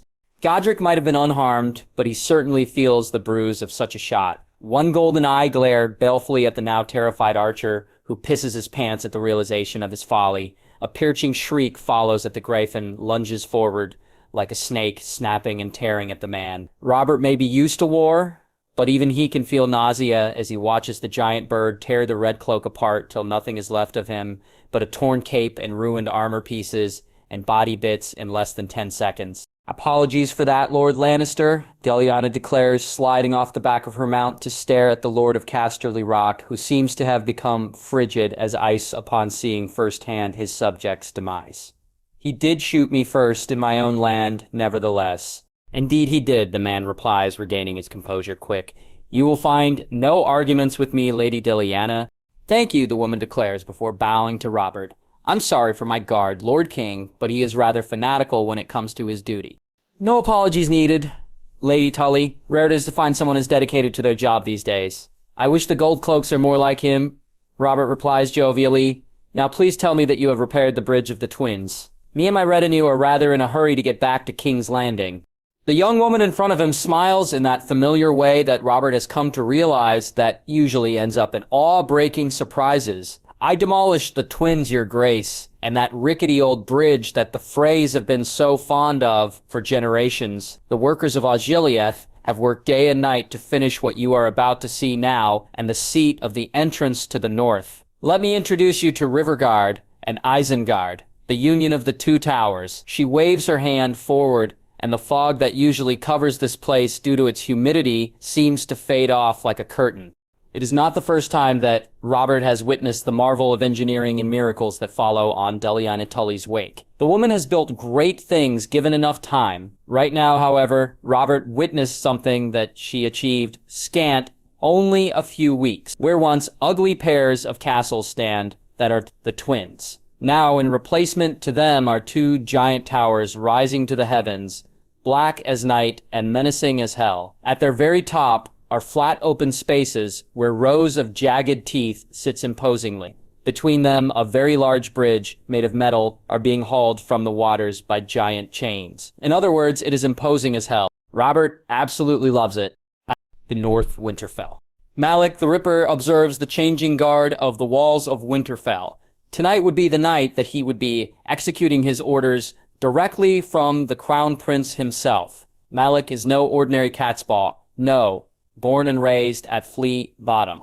His services are heavily employed by House Lannister and, in extension, the Crown. Now these days, he personally is under employ of Queen Cersei and Crown Prince Joffrey. He mostly takes care of undesirables that attract the unwanted attention of the Queen, be they lowborn or highborn. Now here he is, ready to finish the job that the Crown Prince has handed to him. With a wordless nod at two other catspaw, he managed to recruit from the underground here at the north. The trio easily climbs the old wall of Winterfell due to its many jutting spaces on the side. 2 days of observing the guards have made them memorize their rotations, and this is their window. Managing to scale the wall, Malik wastes no time charging one of the guards, yawning at the side, out of boredom with a falchion. The man barely has time to screech in pain and alarm before Malik's falchion is ripping out his jugular. He can see behind his eyes his other companion also stabbing to death, the other guard, while the other is shooting his bow tied with an arrow across a tower to the main keep of Winterfell. Throwing the dead body to the side and the uninhabitable rocks below, Malik waves to his other companions to scale the rope bridge provided. Years of surviving at Flea Bottom made Malik an expert at traversing narrow ways like this one. His companions followed maybe a bit slower as they finally reached the last hallway heading to their target. As expected, he can see at least another 2 guards resting on the hallway, trying not to doze off. Based on his observation, this is the 2nd hour of their rotation, and the guards are mostly bored out of their mind and trying not to doze off on their feet. Guarding is probably the last thing on their minds right now. With a quick flurry, Malik breaks out of cover, throwing the knife at his hand. His aim is accurate and true, hitting the first drowsy guard on the side of his neck with a pained gurgle, completely out of commission. The second one barely manages to notice the death of his partner when Malik's entourage pinned him with 2 bolt quarrels at the chest. Without ado, he also fall on the ground with a thud. Smiling in victorious silence, Malik draws his dirk ready for the last phase of their plan when unexpectedly the door opens, revealing the face of a confused interim Lord of the North, staring at them in confusion before moving his eyes to the 2 guards. 3 minutes before. Robb yawns as he places the fur cloak that he has been wearing the entire day.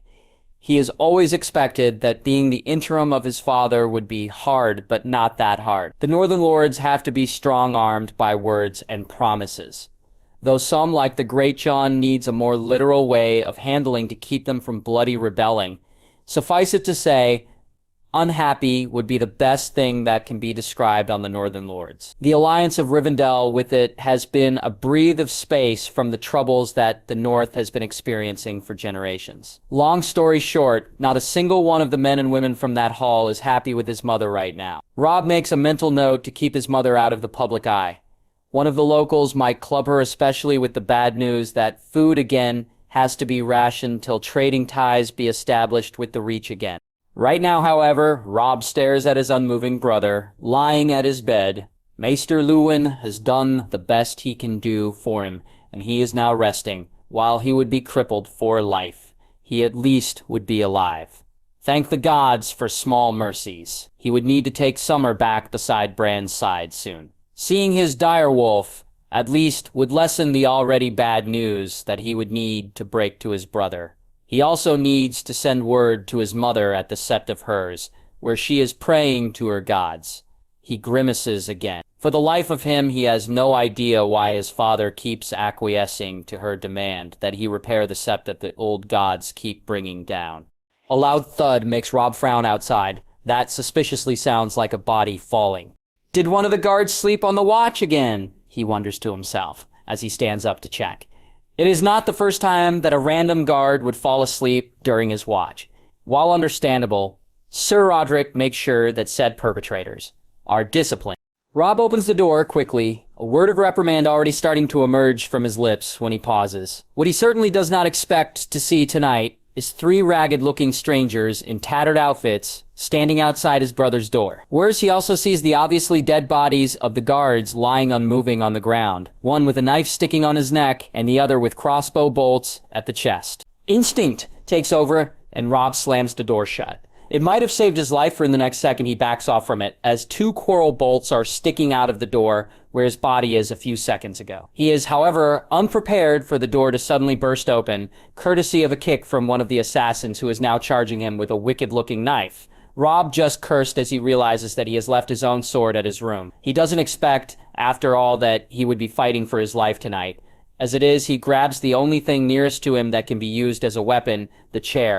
Blocking the first lunge at him, clumsily, Robb puts himself between the assassins and his brother. It is pathetically obvious that they are here for him. Of course, if not, they would not have been surprised by his presence. He snarls, however, at the thought of someone wanting to harm his little brother. He needs to interrogate one of these assassins to get answers. That is, if he survives that. The three are already attempting to get under his guard by lunging forward like snakes with their daggers. Robb knows in the next few seconds of the fight that he is at a complete disadvantage. To say the least, a chair is not a good weapon against long, wicked daggers due to how unwieldy it is. It is the only weapon he has on his person, though, and it has to do. Swinging it widely like an oversized bat, Robb tries not to lose his footing due to the extra weight offered by the chair on every swing. The assassins might have lethality and balance, but the unwieldy chair offers Robb something. As he expects, the chair finally makes contact with one of the assassins at the shoulder, making him curse as he is thrown to the side of the wall. What Robb does not expect, however, is for the chair to also burst into pieces, leaving him with nothing but a wooden stump that he is holding, uselessly. Immediately, the two remaining assassins are at him. Immediately, blades flashing. Robb backpedals in a hurry, futilely, trying to deflect their blows with the wooden stump. Two painful stings erupt from beneath his jerkin, and he hisses at the pain that follows. He at least has been stabbed twice shallowly, and he can feel his body react in pain at the third one that follows. Robb can feel his heart sinking, though, as he suddenly feels the edge of the bed touch the back of his legs. Any more backing on his part, and he would be making Bran vulnerable, for good or for ill. He has to make his stand here. Immediately, he is engaged by the three assassins once more, with the one he knocks before joining the fight once more. Robb just snarls as he whacks, counters, and parries, as best as he can, their attacks. Like the sigil of his house, he is like a snarling direwolf clawing and ripping against the hands of fate, trying to take his life away. No amount of courage can snap reality, however. Robb has no idea how long he has been fighting. The constant pains as his body becomes battered more and more is a constant that seems to stretch on for an eternity, as he pushes every last visage of strength he can scrounge up within himself to stay on the fight. In the end, he finds himself slouching at the bedside, bloody and defeated, his body unable to support any more his indomitable will. As it is, he just glares angrily, even in defeat, at his brothers, would-be killers, who is smirking down on them with their fair share of bruises. Robb's fully accepting of his death, that is to come. If it is the will of the gods, then no amount of struggle on his side can change that. What he doesn't expect, however, is for the ceiling to suddenly crack open like an egg in a mighty explosion, sending timbers and stone flying everywhere. Robb, with a hidden cache of strength that surprises even him, forces his bloody form to cover his brother's body from the burning wooden debris flying all around. The assassins, on the other hand, are not so lucky. 2 of them are sent off their feet, while the last one gets pinned on the leg by a burning beam, his screams echoing on the castle.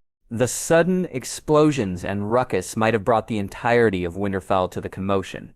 Unfortunately, no one would see it at all. A large brown griffin slams in front of Robb a split second after the explosion, hissing and shrieking loudly as its beak and claws tears apart the trapped man, bits and pieces of him decorating the room. A figure in a familiar black form-fitting armor jumps off his back, wielding 2 swords, heading to the downed thieves.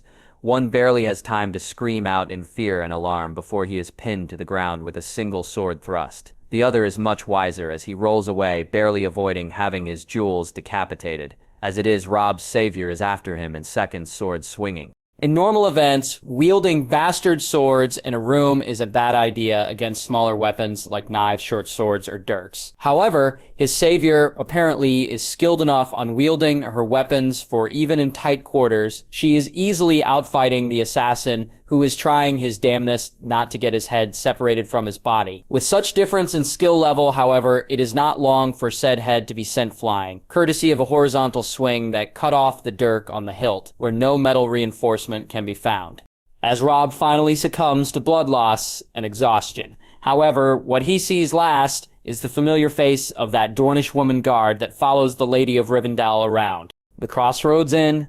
The Crossroads Inn is famous for being the last stop if you are heading from the north or somewhere near the neck down to King's Landing. It also serves as a stop-by from anyone coming from the east that heads to the Vale. With it being on the pass with the direct access to the King's Road, it is only inevitable that it would be able to cater many different assortments of people, from common folk farmers to traveling merchants and uptight nobles. The inn has always been designed to cater them all. It even has at least a dozen mercenary bouncers, which the owner uses to scare off bandits and opportunists wanting to take a shot on breaking in and stealing stuff. While nothing compared to the pleasures and inns of the capital or that of the more richer cities of Westeros, the Crossroads Inn is a place that anyone at this area tends to stop by, always either for rest or resupply.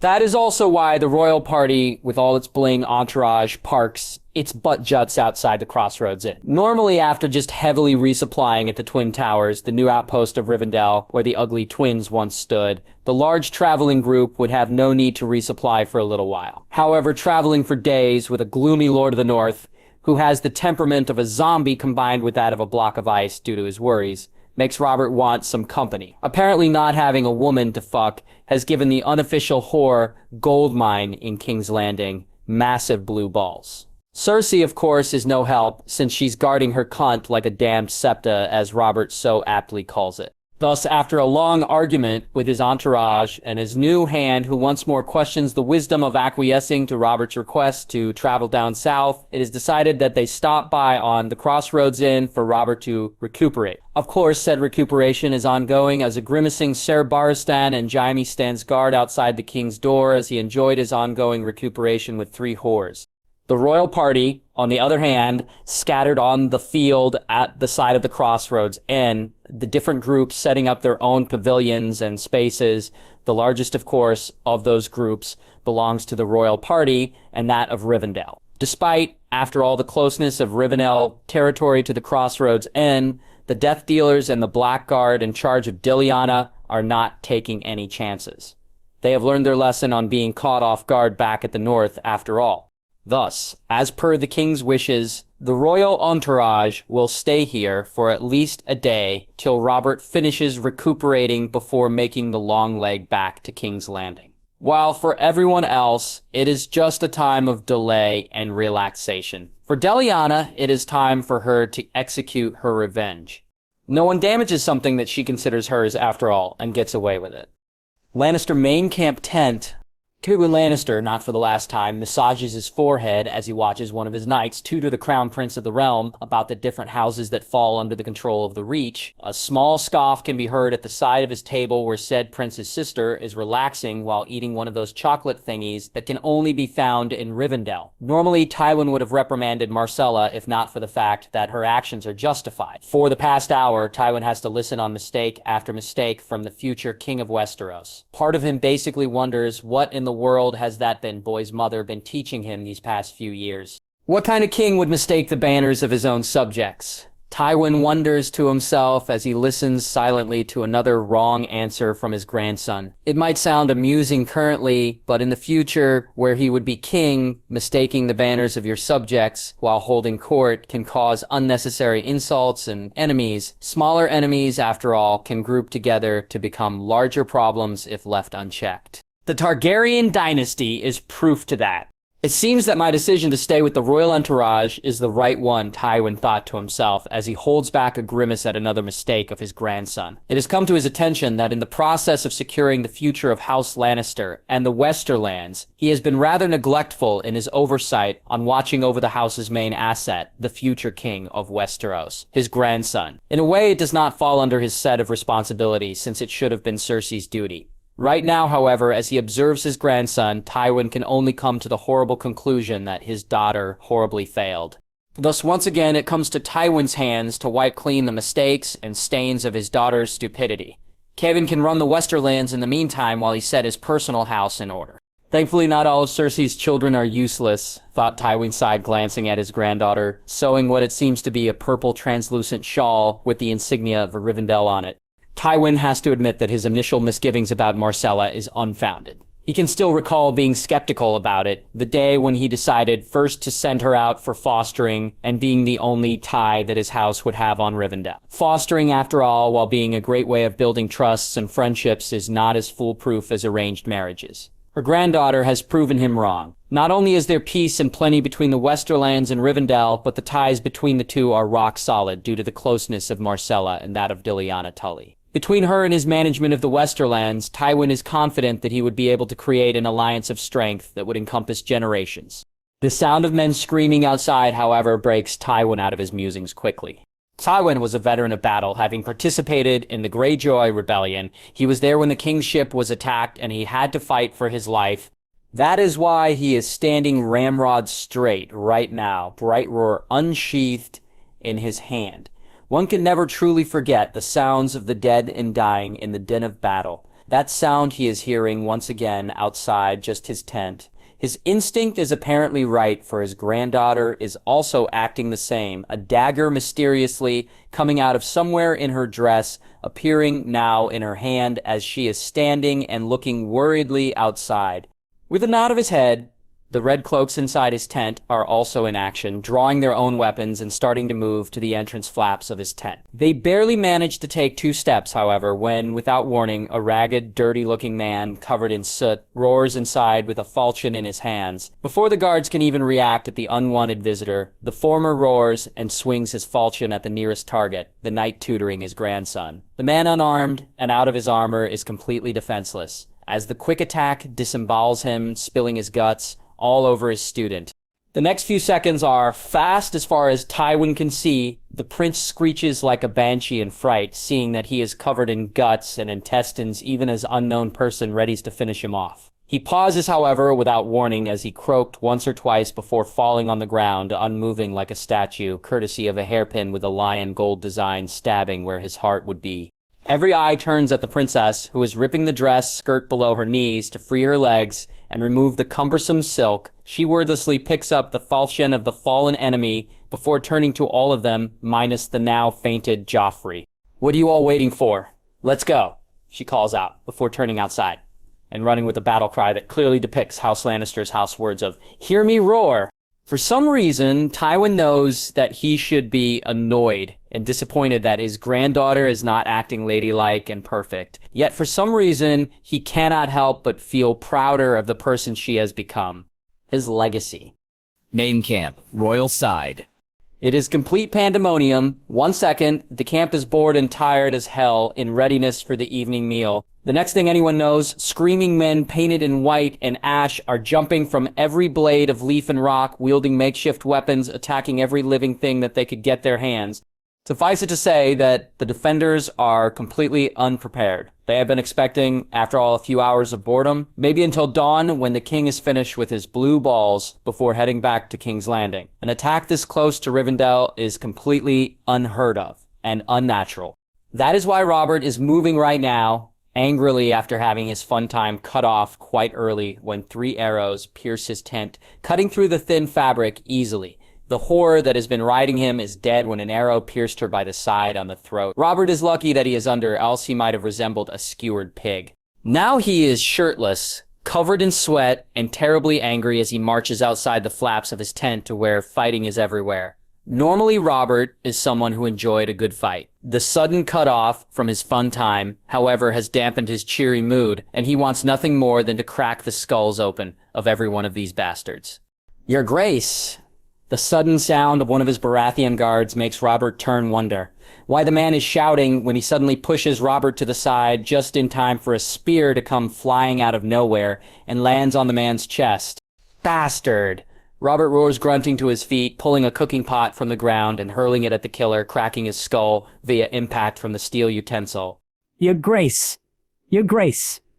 He turns to see Barstein with 2 other Kingsguard and 3 Baratheon men running towards High, cutting a swathe through the fighting throngs. All of them are covered with scrapes, scratches with dried blood, and mud. What is going on here, Barstein? Who are they? Demands Robert, expertly wielding his warhammer to break the neck of another charging man who tried his luck with him. We don't know your grace, but we need to rally the men, else we would be overrun. Points out the head of the Kingsguard, wiping the wet blood from his visor.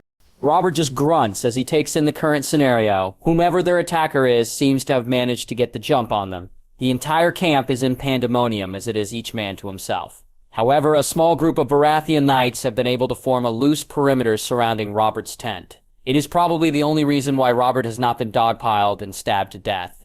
What about the other camp? Where are the men of Rivendell and those beasts of hers? Asks Robert, twirling his warhammer and landing it with a sickening crunch on the chest of one of his would-be assailants that is able to break through the lines of Stormlander knights. Engaged also, sir, they have formed their lines on the entrances of their camp, where the pickets are lowest. Their beasts, unfortunately, have been sent ahead of Rivendell. Barristan grimaces. The Lady Deliana thought it would be wise sending them away to prevent any altercations with the local populace. Robert just grunts.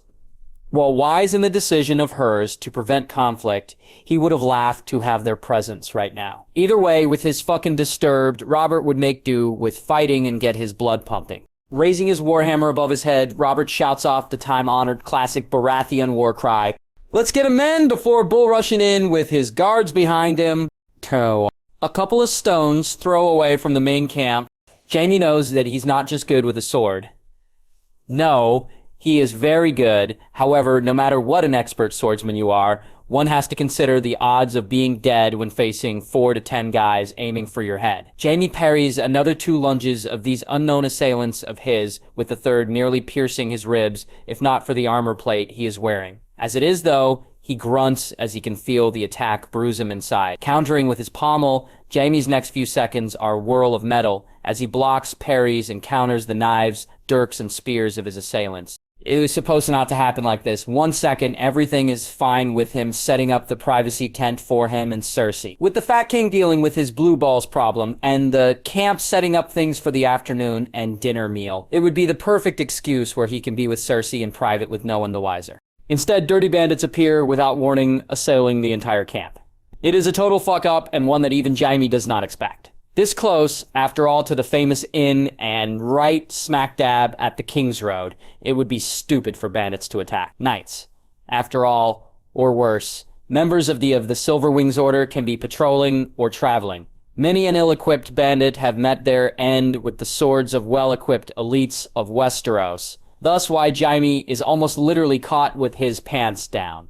He is just thankful that he manages to get Cersei away after cutting down 3 of his assailants, while his end, if he is overwhelmed, might be ignoble. The end of a woman here in Westeros at the hands of these savages is something worse. Thus why he lets his sister run away to the woods, where he might be safe. The bandits, it seems, are focused on attacking the royal entourage instead of scouring the woods. Normally, Jaime would never let her run off on her own, but in this case, it would be the safer option than remaining here, distracting him and making him worry non-stop for her safety. The woods unknown area. Cersei groans as she opens her eyes. Her mind feels groggy and she has a splitting headache which almost makes her vomit. As Queen of Westeros, she barely gets sick due to the pampering she is receiving. Add the fact that she's also a Lannister and that pampering is doubled. Thus, in her entire career and life, she can count on her fingers the time when she really got sick. Unfortunately for Cersei, this is one of those rare times. Vomiting to the side, Cersei's first realization is that she is tied up to a tree. Her mind whirs in confusion. The last thing she remembers is that she is with her beloved Jaime, ready for the pleasure that is to come when they got assailed. Then she is running for her life as the bandits chase after her. Then sudden pain as something has grabbed her shoulders, and then Cersei is flying while she screams her heart out. Then the fall and the sudden blinding pain on her legs. Speaking of pain, she screams as it now makes itself known. She turns her head down to the source and almost vomits again as she sees her legs. Both are distorted into weird shapes, with some bone jutting out from the mass of flesh. If not for the ropes tying her torso to the tree tight, she would have been face-planting. As it is, Cersei just dry heaves at the damage to her good self. Painful, isn't it? Dropping from the air and landing on your leg always leads to results not pleasant. A very familiar voice makes Cersei lift up her head to see. "You bastard, Tully," she speaks out in recognition, not noticing the lack of subtlety from her words that she would never say otherwise in public. The subject of her insult only smiles, and Cersei can feel a shiver crawl down her spine. There is no comfort on that smile. No. In fact, it reminds her of the smile of a wolf preparing to pounce on its prey. Glad to see that your true opinions about me is showing beneath all that royal pomp and courtesy. Cersei Lannister, she says simply. "Help me out of here," Cersei half-hisses, despite the fog of pain. "I am your queen. You should address me as your grace." "You know, queen of mine, Cersei Lannister," Deliana simply replies to her still, with that annoying smile of hers as she leans down towards Cersei's face. "And why would I let you go? I am the one that tied you there, after all, and it is my griffin that kidnapped you and broke your legs." As Cersei's brain connects the dots, finally everything comes to place as she glares hatefully at the other woman. "Traitor! My husband and my father would hear of this. You hear me? You will not get away with this." Cersei spits out angrily, making sure that some of her spittle try to land on Deliana's face. To her surprise, however, the spittle does not make contact with her skin, but instead floats harmlessly a few inches away from the woman's face. Which Cersei breathes out in horror. "Bravo! Correct. That is the proper term." Deliana Tully claps in mock applause. "As for your husband and your father, they don't mean shit to me. Currently, they are fighting for their lives, and the moment they find you, well, you're nothing but a cold corpse by then. They would be blaming these bamboozled bandits whom I command, and I would be the heroine that manages to track down your body and attempted to save you." Key word there is attempted. If not for the fog and haze of pain she is suffering from her lower extremities, Cersei might have been foaming at the mouth with all the insults she can think of to this uppity bastard turned highborn. "Why are you doing this? I've never done anything to you." Bastard. "If you plan on being queen, then I am afraid that killing me would not get you that," Cersei chokes out. To her surprise, though, the bastard laughs out loud and is nearly doubling as she clutches the side of a tree in support of her laughter. "Why, oh, you actually think I am doing this to become queen?" She barks out in laughter again for a few minutes, leaving a moaning Cersei gritting her teeth. "You can't be farther from the truth, bitch. No, brother fucker. Yes, I know your secret. You don't have to act surprised. she adds the last part at the horrified look on Cersei's face. You see, this is not made in any kind of desire or personal gain. No, Lannister. This is revenge, plain and simple. You see, your man fatally wounded a friend of mine back at the north while you ride on your brother's cock. No attack on me or mine goes unpunished, and unfortunately for you, bitch queen, I don't like you enough where you get to keep your life. I did not damage your whore. The stinging pain in her cheek sends 2 of Cersei's teeth flying, making her spit out blood. That is for calling my friend disgusting names, the bastard simply says. And I find no more point in continuing this conversation. I don't like talking to dull people, especially entitled ones. She makes a whistle with her lips reverberating all around the trees. For a second, nothing happened. Then, one by one, they appeared, bandits that have those glazed eyes, bamboozled, as the bastard said before. They are all looking at her. Since you like fucking men that are not your husband, dear Cersei, I suggest you make these men happy on your last moments, she simply says, throwing a bag of coins at Cersei's face, making her wince as it lands on her feet, showing silver coins. 30 silver coins for 30 men, courtesy of Tyrion, your brother. It is a request of his. He is not, after all, pleased, realizing that it is your idea, to have his wife be whored out to the garrison of men instead of being paid and let go, as your father originally intended. Goodbye, Cersei. Send death my greetings, will ya?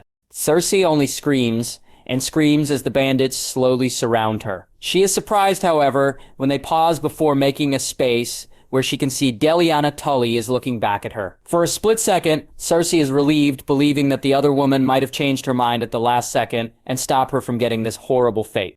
Oh, I forgot. The bastard calls out with that victorious smirk of hers, about that thing of me wanting your crown. I would not be the one wearing it, but your daughter would be after your lover, and crazy son is dead. Also, we are fucking one another like bunnies. Just want you to know. And with that, she heads off. Cersei might have screamed again, in horror about what is to come in the future, but she is never give the chance. As the men surround her, on the road to King's Landing, it is a somber and subdued royal party now heading back to King's Landing. One cannot blame them. The sudden attack of the painted men had claimed the lives of almost 20 knights and 40 men at arms. That is not counting the wounded, of course. Even Robert is counted with that, courtesy of one of the bandits taking a bite off his ear. It is not their demise, however, that makes the party turn into this current mood. No, rather it is because of the death of the Queen. This is not how I would imagine my tenure as Hand of the King would be. Ned morosely thought to himself as he gloomily rides his horse beside a silent Robert who has his right ear covered in bandages. Many of Ned's men are already muttering to themselves about how justified the northern superstition is that those of the north should not meddle with the affairs of the south. None of them originally want to agree that Ned head down south, of course, but they are loyal men of House Stark and thus unquestioningly followed him. Even Ned personally is already feeling as if he has made a wrong decision on accepting Robert's offer of being Hand. Every inch of Ned feels itchy the more they head south. The warm weather, the lack of snow and ice, the way the people move and interact with one another, it makes Ned think that he is a bear put into too much little space. Plus his son is in trouble up north and Ned can't help but worry about him. So far this trip has been dogged by trouble ever since they left Winterfell, and if not for the value he is placing on his honor about keeping his word to his friend, Ned might have happily bolted and returned back north. I never want her dead. You know, Ned, the rather sad voice of Robert snaps Ned out of his morose thoughts as he turns to the glum-looking king of Westeros. Immediately, Ned kicks himself for being insensitive. He has been daydreaming of a possibility where he might return home while his friend has just lost his wife, his queen. The attack, after all, took the lives of many. When the head count, however, started to distinguish the living, wounded, and the dead, therein they realized that the queen was gone. Suffice it to say that an immediate search had been done by the survivors. Very few people liked Cersei, but the fact remained, however, that she was the queen. No amount of arguing can change that. And it was their responsibility to find her. It took almost the entirety of the night and near morning before they managed to find any clues. Said clue was no one else but a knocked-out Jaime Lannister, with his armor rent and caved in. He had been near incoherent when they asked him about his sister's whereabouts due to fever and blood loss. Suffice it to say that between the ramblings of incoherence, they managed to piece enough to find out that she had run off to the woods. Long story short, they easily managed to find her tracks, and whatever that was left of her, the painted men apparently got to her first. And, well, Eddard Stark would not wish for any woman to befell what happened to her. Deliana Tully volunteered with the Watcher of Osgiliath to find the perpetrators with their massive beasts, finally returning. It has been 2 days since they left, with no word of them returning. She and I never get along. Hell, we hated each other. Ned and I more than once want her gone from my presence, but I never wanted her dead. The woman is my wife, for God's sake, and the mother of my children. Now she's gone forever. I'm sorry, Ned simply replies, earning him a barked laugh full of sarcasm from Robert, who takes a giant swig out of his wineskin. I am a horrible person. Ned, while I know that I should be sorrowful for my wife, a part of me is glad that she isn't here anymore. It tells what kind of person I am, eh? Yes, a horrible one. A horrible one, Ned. He sighs deeply, unshed years of sadness weighing down on his shoulders. I am a free spirit, Ned. This crown, this throne, all these damned responsibilities. I should never have taken the throne. He sniffs. Ned just nods silently in agreement. For the first time, he wonders if the deceased Jon Arryn has made a horrible mistake, placing the crown on Robert's head. Lannister entourage. Tywin sits gloomily atop his horse. His face is hard as stone, despite the lingering pains of his body. During the ambush by those painted men, he has taken 2 arrows, one on the shoulder and the other near his belly. He is just lucky that both ended up on non-lethal parts of his good self, despite the fact that both are still painful as hell. It is not the pain, however, that is the cause of his surly mood, no. Rather, it is because of the humiliation and the rather precarious position that his house is finding itself in. House Lannister's main political sphere of influence comes first and foremost, of course, to its direct connections with the royal family. With his daughter sitting as queen and having an heir, House Lannister is basically half of the royal decisions of the kingdom. Add the fact that Robert has literally 0 ideas and ruling, and with Tywin's outmaneuvering of the court, and they sit as the dominant half. Now with his daughter dead and having an heir who is not exactly kingly material, Tywin has right cause to worry. Robert is a drunkard and a complete womanizer. Tywin would bet the hairs on his scalp that the death of the queen would already be running around like wildfire throughout Westeros. Already he bets that people would be adjusting their plans at the sudden vacancy of power. While he is positively sure that none is as cunning as him, he bets that certain people, like that Queen of Thorns of the Reach, would put their moves in play to fill the vacancy. No, what Tywin needs is to hold out until Robert kicks the bucket. Tykessel has informed him through his letters that the king's health is at an all-time low, and he would not last the next 2 years if he continues his lifestyle. By then, Joffrey would be king, and House Lannister's future secured. Once more, Tywin curses Robert and also his deceased daughter. Cersei has made little effort on making Robert fall in love with her. The enmity between the two is so obvious that even the blind and deaf can see. Unfortunately, these enmity stretches also to their children. Robert has little to no affection with his children due to his lack of presence and his whoring. Thus, Tywin is not sure that Robert would not be swayed once some pretty little tramp with ambitions of being the new queen catches his fancy from a great house. Everyone can still recall the disaster that is the Dance of Dragons due to that. 2 separate lines vying for the throne, having the same father but different mothers. First things first, however, Tywin would need to set an example on those murderers who dared lay hands on his daughter. Let it not be said that House Lannister does not pay its debts, and Tywin would pay those murderers tenfold. If only the Lady of Rivendell could... A large piercing cry startles the entirety of the traveling entourage as out of the forest beside them appears in a symphony of cries and squawks. 2 griffons emerge and landing gracefully near the Lannister party. The regal beings look none the worse for wear, with their red, gold, and black plumages as pristine as ever. It is their riders, however, who looks like they have gone 10 rounds with a bear, with all the scratches and twigs clinging to them and their armor. Lady Deliana, Tywin acknowledges as the one riding the red and gold-colored Grayfen, steps down with an unsteady waddle before she manages to right herself, the blackguard armor she has borrowed covered with dirt and traces of sword scratches. Tywin does not miss that Marcel is at his side immediately, looking at the other woman with concern. He makes a mental note to tell her not to show her emotions on the sleeve in public. Lord Tywin. She simply nods in reply, taking off her helmet, her hair askew and all over the place. She stares fondly at his granddaughter for a moment, though before turning back to him, Apologies for the delay, but it took us a while to find all the perpetrators, my lord. All of the perpetrators? How many are they? Asks Tywin, taking notice of the Lady of Rivendell's companion coming down from his saddle, carrying a large sack of leather-colored red. 30 in all, Lord Tywin, answers Deliana as the man carrying the sack turns it upside down, causing a cascade of rolling severed heads near Tywin's feet. Tywin simply grimaces as he looks at the dirty heads, their expressions still containing the last visages of agony before their final moments. I caught one of them running somewhere heading north. He was so kind on sharing the information with me about his other compatriots after my friend Godric here bore a hole through his stomach and ate one of his livers before his very eyes. It took a while for me and Watcher Draco here to track down and find all of them. They should have been brought to me alive, he mutters beneath his breath, though he retracts it immediately as the Lady of Rivendell frowns. But dead is dead, and justice is done. You have my thanks, Lady Deliana, and that of House Lannister also. Of course, Lord Tywin. As always, it is our pleasure. Now please excuse us, Lord Tywin, but I believe that my companion and I are in dire need of a wash. She nods once more, which Tywin reciprocates before leaving the old lion staring at the heads of the cause of his daughter's demise.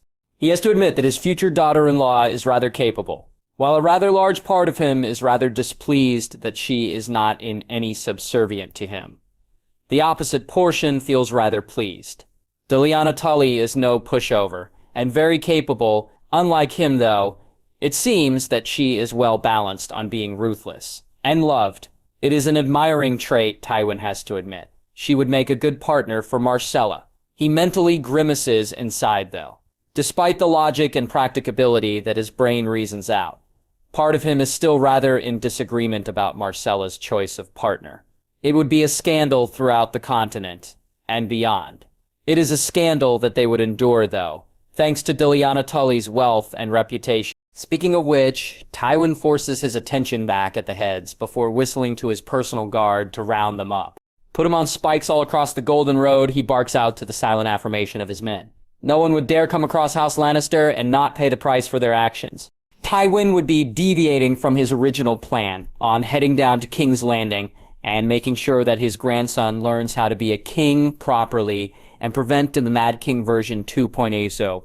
He would instead be heading back at Casterly Rock, where the remains of Cersei would be put to rest. Cersei might have failed him in many ways, but she is still his daughter, and more importantly, she is a Lannister. She would be laid down to rest beside his sweet Joanna. There, Tywin would consolidate his power before he pushes back to the capital. The last thing that he needs right now is for House Lannister to be in division of itself in their precarious position. Kevin is a good administrator, but he lacks the fear component that Tywin has been using to keep his bannermen in line.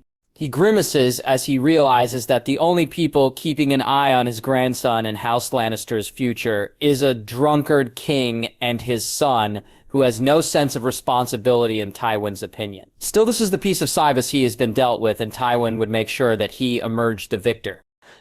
Rivendell column of the caravan, up in the air.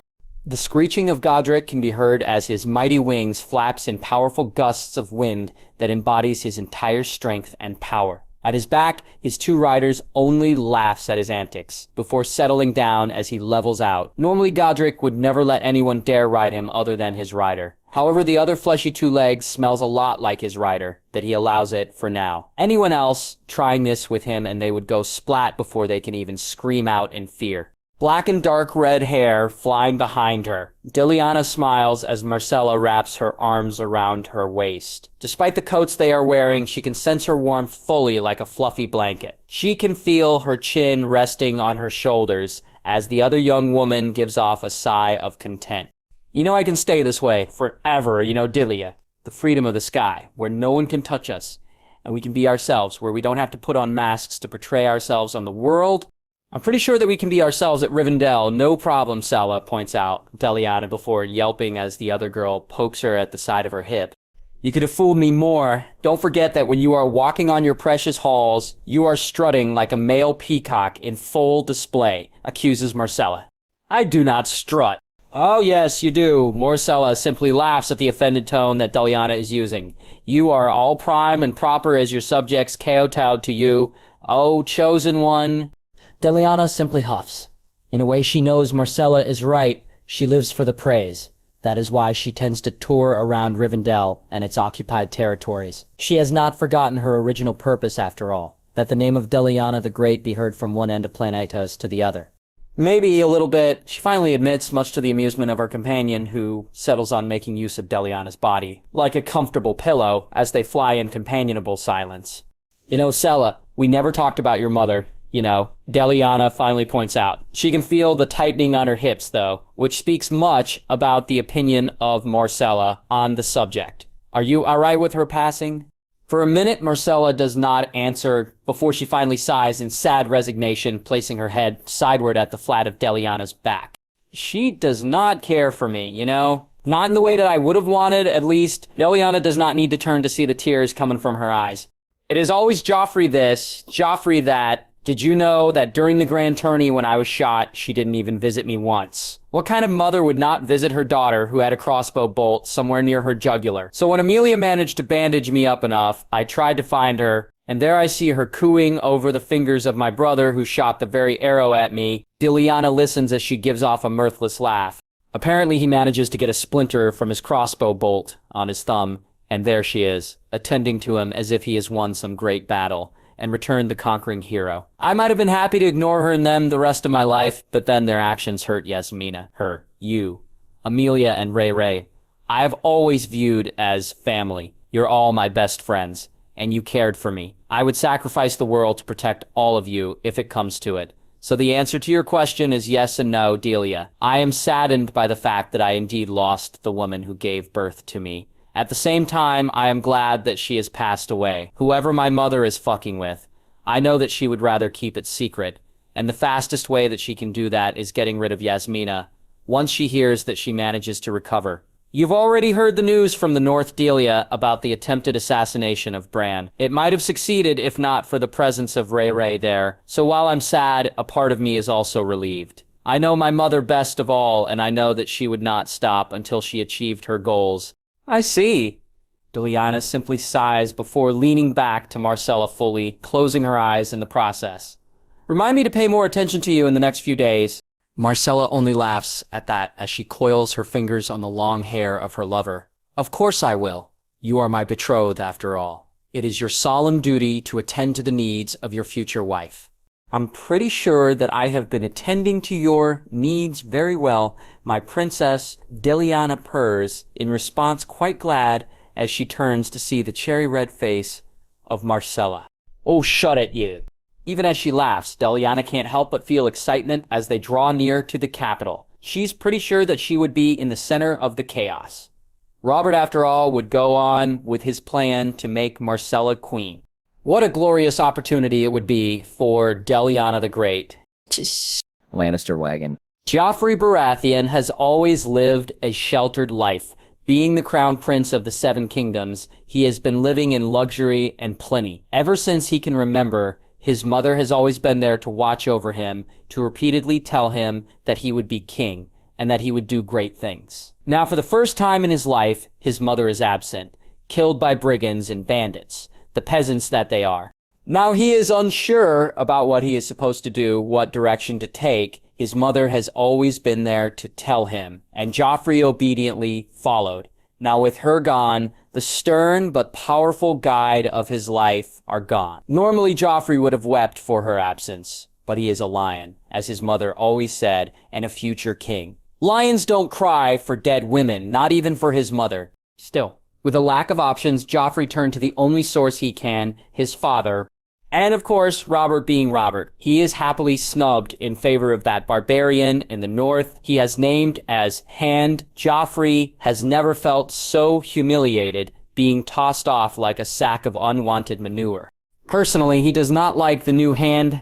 He is from the north, and Mother has always told him that those that call that bleak, cold wasteland home are barbarians and savages who cannot pinpoint one end of the sword to another. While he does hear a lot about stories of the Northerners fighting with his father, nothing suggests of their greatness according to the tales he hears when he was there. They have no knights or great palaces and castles. Instead, they all lived in hovels of wood, mud, and stone, unlike the Red Keep, Joffrey, the pained and tired voice of his uncle, brought Joffrey to the present as he looks at the Kingsguard covered in bandages. Joffrey has mixed feelings about his uncle Jaime. On one hand, he personally dislikes him since he apparently failed to protect his mother against 30 peasants. On the other hand, his mother always told him that he should trust his uncle. He is also the best swordsman at Westeros, and he has proven that time and time again at the training yards as far as Joffrey can see. Uncle Joffrey simply replies in neutral recognition as he sits beside the bandaged knight. For a moment, the two of them are simply silent, as if each is trying to find the words to speak to one another. It is Jaime, however, who broke it first. Your mother might be gone, Joffrey, but her dream for you is not. I swear to you, with my life, I will do whatever it takes to make you king of Westeros. The Master of Coins Chambers. Pettier laughs out loud, ignoring the fact that some of the servants outside can hear him. The potential for destruction that Westeros currently in is so potent, and none of the fools can see it. There is so much catalyst that he can use for making the realm implode on itself that it is almost a gift from the gods themselves. Not that Pettier believes them. His original plan is to slowly lead along the naive Wolf Lord, with crumbs upon crumbs with the investigation of the death of Jon Arryn, and slowly leading to the illegitimate children of the king. Poor Honorable Ned Stark would be pushed by his beloved honor to tell the king, and the king would be furious, and voila, a war between kingdoms that Baelish would extend by aiding one side or the other.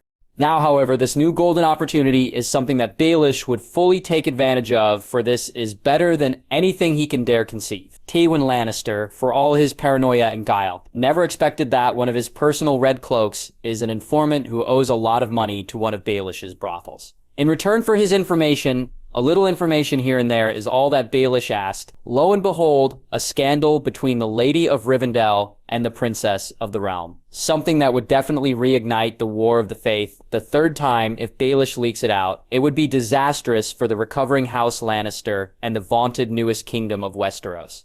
On the other hand, the king is a lot easier to glean information from. Robert is a happy talker once he is sloshed and fully satisfied of a good fucking... The Whores at the Crossroads Inn belongs to Baelish, and they have reported that the king apparently plans to put his daughter instead of his son at the throne. It is a recipe for trouble that would surely tear the realm apart. For Baelish, it is a golden opportunity. Both scenarios revolve around the crown princess, and due to the relationship of hers to the Lady of Rivendell. Baelish is sure that Rivendell would also be involved. It would be killing two birds with one stone. One, Baelish can ascend the ladder of chaos, and secondly, it would fulfill the desires of his beloved cat about finally getting rid of that bastard sister of hers. Either way, in the end, Baelish would just be the winner. For now, though, he would start making some moves on the north, and it all starts with a rather small scheme that revolves around the trusted house of House Stark at the moment, the House of Bolton. What Pettier needs now is a letter.